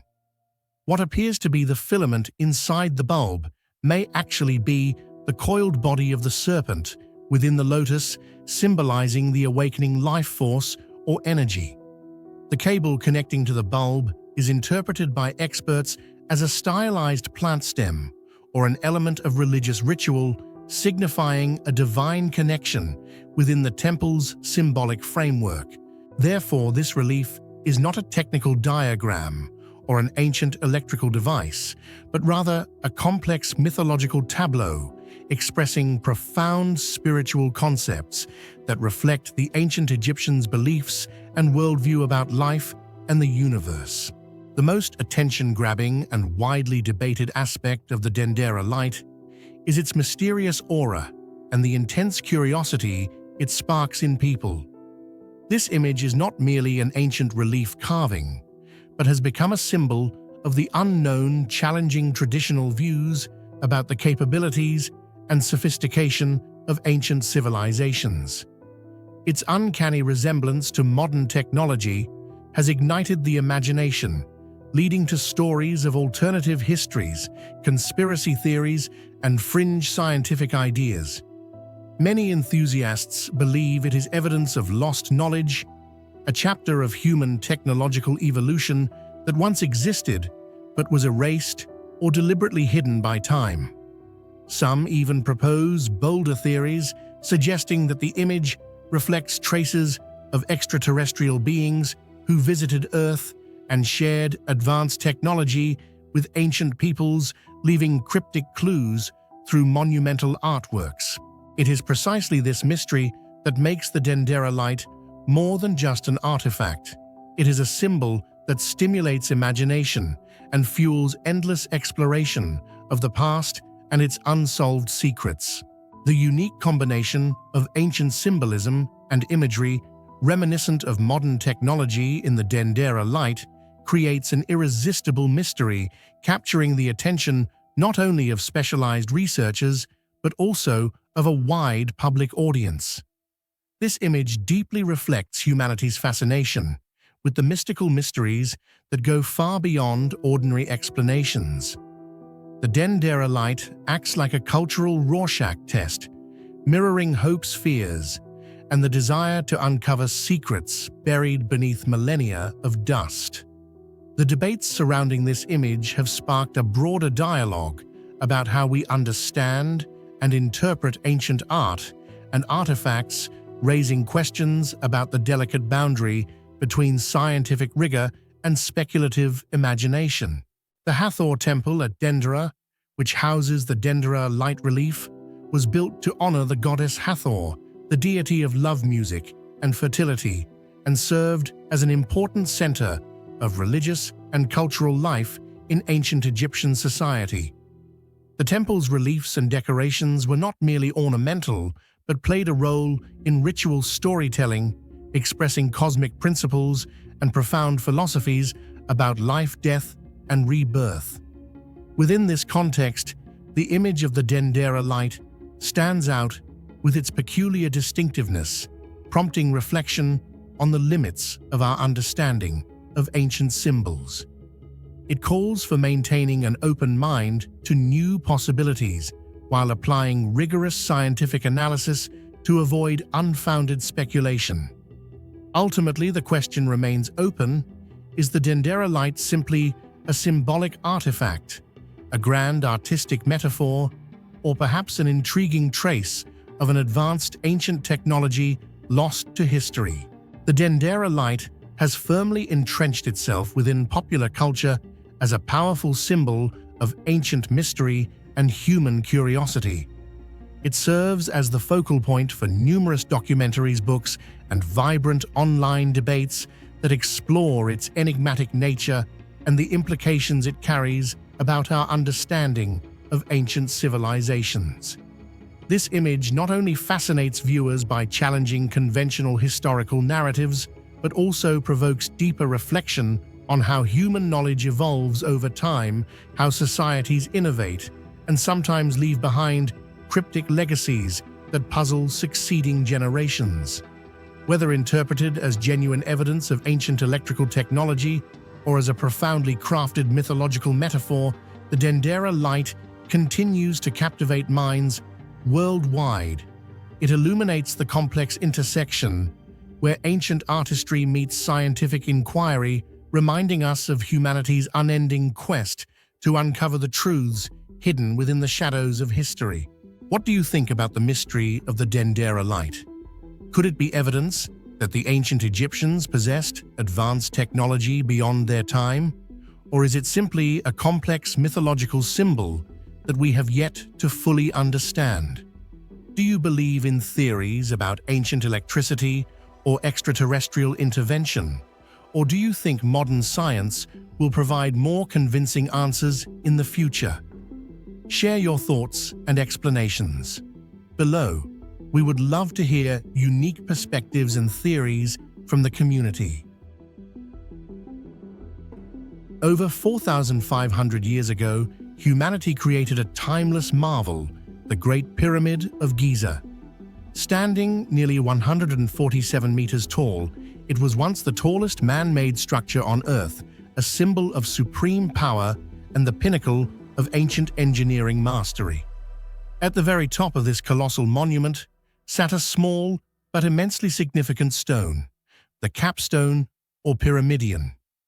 Though small in size, this stone was the beacon connecting heaven and earth, embodying the sacred bond between the mighty pharaoh and the gods of the heavens, while crowning the legendary architecture with perfection. But what happened to this capstone? The mystery of its disappearance remains a question that continues to astonish and captivate many explorers and scholars alike. Although the Great Pyramid of Giza was constructed with extremely sophisticated techniques precise down to the smallest detail, the pyramid's capstone, also known as the pyramidion, has completely vanished from history, shrouded in a dense veil of mystery that has left many questions unanswered. This is one of the most persistent and perplexing mysteries surrounding this ancient architectural wonder, sparking countless theories, investigations, and lively debates among archaeologists, historians, and history enthusiasts around the world. The disappearance of the capstone becomes even more baffling and confusing when considering the meticulous care and effort the ancient Egyptians dedicated to the entire structure. They employed the most advanced construction techniques available at the time to create a pyramid with perfect proportion, size, and layout. So why did the most important part, the capstone, mysteriously disappear? Many hypotheses have been proposed about the material and appearance of the capstone. Some researchers believe it was crafted from polished limestone or sturdy granite, while other theories suggest it could have been made from electrum, a rare alloy of gold and silver, meticulously polished to reflect sunlight. This stone may have once shone brilliantly under the blazing Egyptian sun, becoming a sacred symbol of the pharaoh's divine power, and like a celestial beacon, illuminating the vast lands surrounding the pyramid. So, where did this capstone go? The question remains without a satisfactory answer. The lack of physical evidence has led to various theories. Some believe the capstone was dismantled or destroyed during periods of political turmoil or religious change to erase the pharaoh's divine image. Others suggest it was stolen by thieves or looters, attracted by the valuable materials and exquisite craftsmanship, making it a tempting target. Additionally, another possibility is that the stone was destroyed over time by natural forces, Thousands of years of exposure to wind, rain, earthquakes, and other natural phenomena may have caused the capstone to fall or erode completely without leaving clear traces. However, given the overall stable and sturdy structure of the pyramid, many experts think this is unlikely to be the sole reason for the capstone's disappearance. Ancient texts and historical records provide very few clues about the fate of the capstone. This has forced modern researchers to rely on advanced archaeological methods such as geological surveys, remote sensing technologies, and digital reconstruction models in an effort to understand the original shape and location of the stone. To this day, no artifact or evidence has been found to conclusively confirm the shape or fate of the capstone, adding to the mystery and allure of the Great Pyramid's summit. It is precisely this mysterious absence that has contributed to making this one of the most fascinating and captivating stories in archaeological history, inspiring endless curiosity and motivating scientists to continue their journey of uncovering the hidden secrets of ancient Egyptian civilization. The capstone of the pyramid is not merely an architectural stone, but carries a profoundly symbolic meaning in ancient Egyptian belief. According to the Egyptian worldview, the shape of the pyramid represents the rays of the sun, shining down on the earth, reflecting the connection between nature and the supreme power of the pharaoh. The shining stone at the top may symbolize the physical presence of the sun or the eternal bond between the pharaoh and the sun god Ra, the central deity in Egyptian religion. The loss of the capstone is not only an architectural deficiency, but also like losing a precious jewel of faith, a spiritual centerpiece connecting heaven and earth, adding to the mystery and solemnity of the story of the Great Pyramid. Its absence continuously sparks curiosity about the deeper meaning and hidden secrets that this magnificent monument has yet to reveal. The disappearance of the pyramid's capstone is not only a mystery about a lost object, but also deeply sparks curiosity about the construction techniques and technical skill of the ancient Egyptians. Transporting and placing a stone precisely crafted down to every detail at a height of nearly 150 meters without modern machinery raises many questions among researchers. The construction methods used remain a subject of debate and study, as the capstone was not only large and heavy, but also required perfect shape and polish to reflect sunlight. Its absence means we lose an important piece to fully understand the engineering and craftsmanship of this magnificent architectural work, leaving the mystery of the Great Pyramid's construction technology still captivating and unresolved. Many researchers and history enthusiasts have tirelessly sought to locate or recreate the capstone of the Great Pyramid.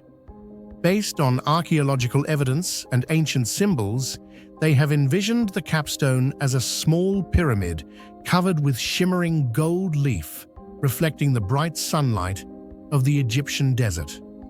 Although these reconstructions remain speculative, they help us imagine the radiant beauty and solemn grandeur the capstone once possessed, while also shedding light on the profound cultural and religious significance it represented in ancient Egyptian civilization. The lost capstone is not merely a missing stone, but a symbol of the mysteries that have shrouded ancient civilization for thousands of years. Its absence ignites the imagination, challenges our historical understanding, and reminds us of the enduring power of the past to captivate and inspire the human spirit. The Great Pyramid still stands as a testament to the skill and religious devotion of our ancestors, while the mystery of the capstone awakens an unending desire to seek, question, and marvel at the wonders that time has concealed. What do you think about the mystery of the missing pyramid capstone? Was this stone stolen, destroyed, or could it still be out there, waiting to be discovered? Do you believe that the technology and knowledge of the ancient Egyptians went far beyond what we can imagine? Share your thoughts and theories in the comments below. We look forward to hearing your unique and fascinating ideas. With over 4,500 years of existence, the Great Pyramid of Giza, the magnificent symbol of ancient Egypt, continues to amaze the world. Beneath its solid stone layers, amid unsolved mysteries, a recently discovered secret chamber has shaken the archaeological community. This hidden chamber not only reveals the extraordinary construction techniques of the ancients, but also opens a new mysterious chapter about the culture and beliefs of ancient Egypt. The journey to explore this dark void will make you wonder, what else is concealed at the heart of this wonder of mankind? The existence of the hidden chamber inside the Great Pyramid was not discovered through traditional excavation methods or invasive drilling, but thanks to an advanced technology called muon tomography. Muons are elementary particles created when cosmic rays interact with the Earth's atmosphere. These particles can penetrate solid matter, and by measuring their trajectories as they pass through structures, scientists can detect voids and cavities inside large and dense objects like pyramids. In the late 2010s, international research teams used muon scanning technology to survey the Great Pyramid of Giza with unprecedented detail.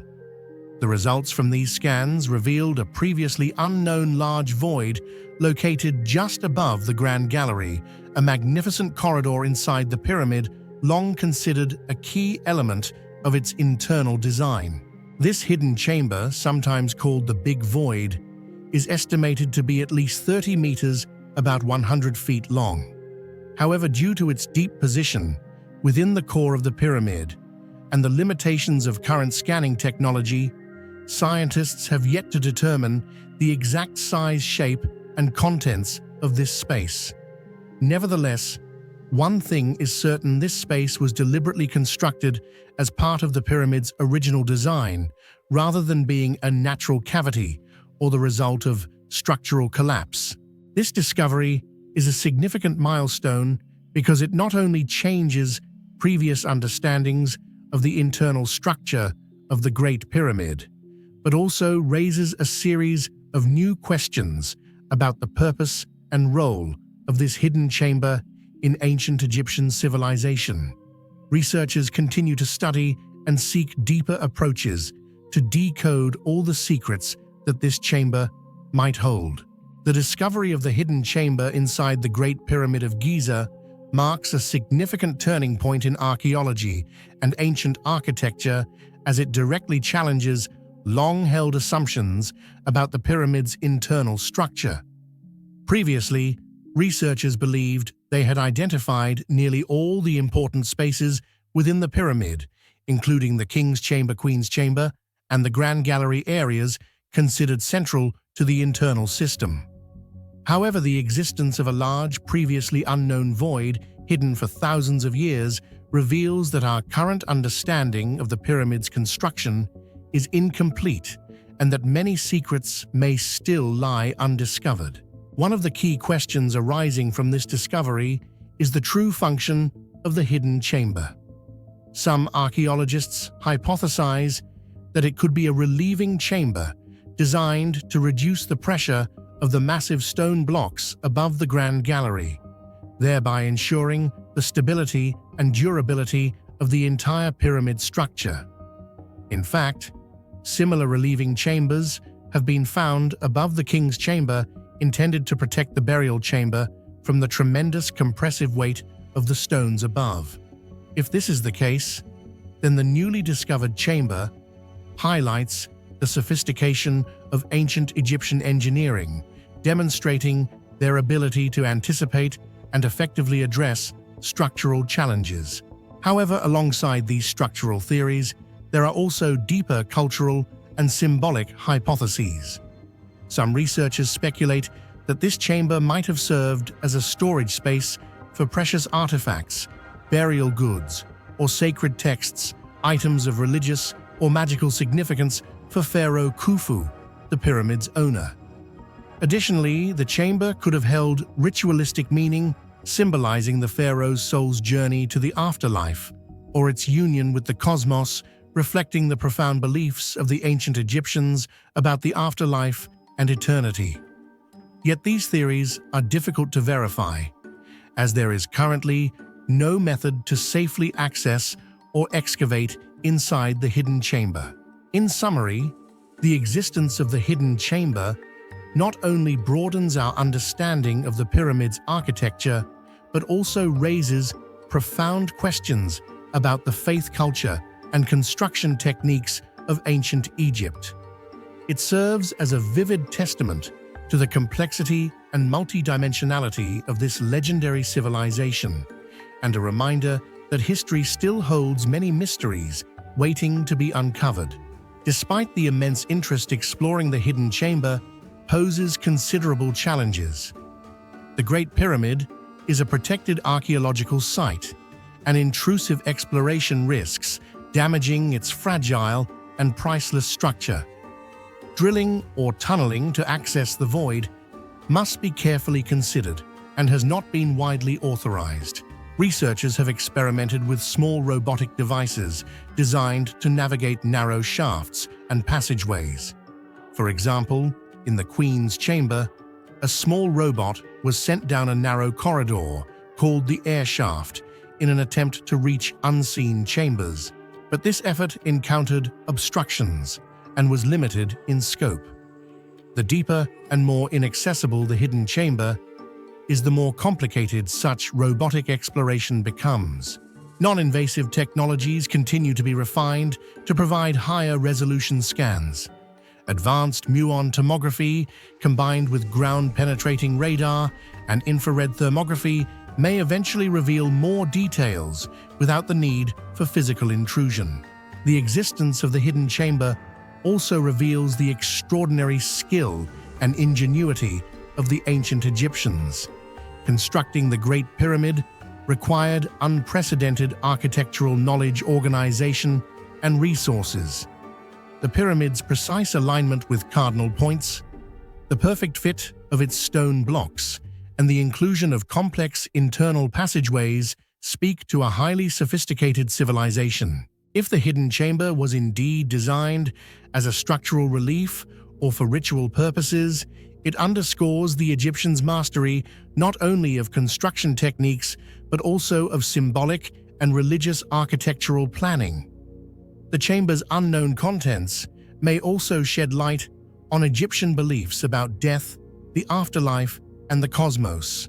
Like many features of the Great Pyramid, the hidden chamber embodies the enduring mystery of this ancient wonder. It invites us to rethink what we know about the pyramid, to consider new hypotheses, and to appreciate the complexity of one of history's greatest monuments. Until direct exploration becomes possible, the hidden chamber will remain an enigmatic void, a silent witness to a civilization whose achievements continue to inspire awe. It reminds us that even the most studied relics of the past can still surprise us, challenging the limits of our knowledge and encouraging the relentless pursuit of discovery. What do you think about this hidden chamber? Is it simply a relieving chamber, or could it hold greater secrets about the culture and beliefs of ancient Egypt? Do you believe that treasures or hidden knowledge might still lie deep within the pyramid, unknown to us? Share your thoughts and theories in the comments below. Perhaps you will be the one to open a new door of understanding about one of humanity's greatest wonders.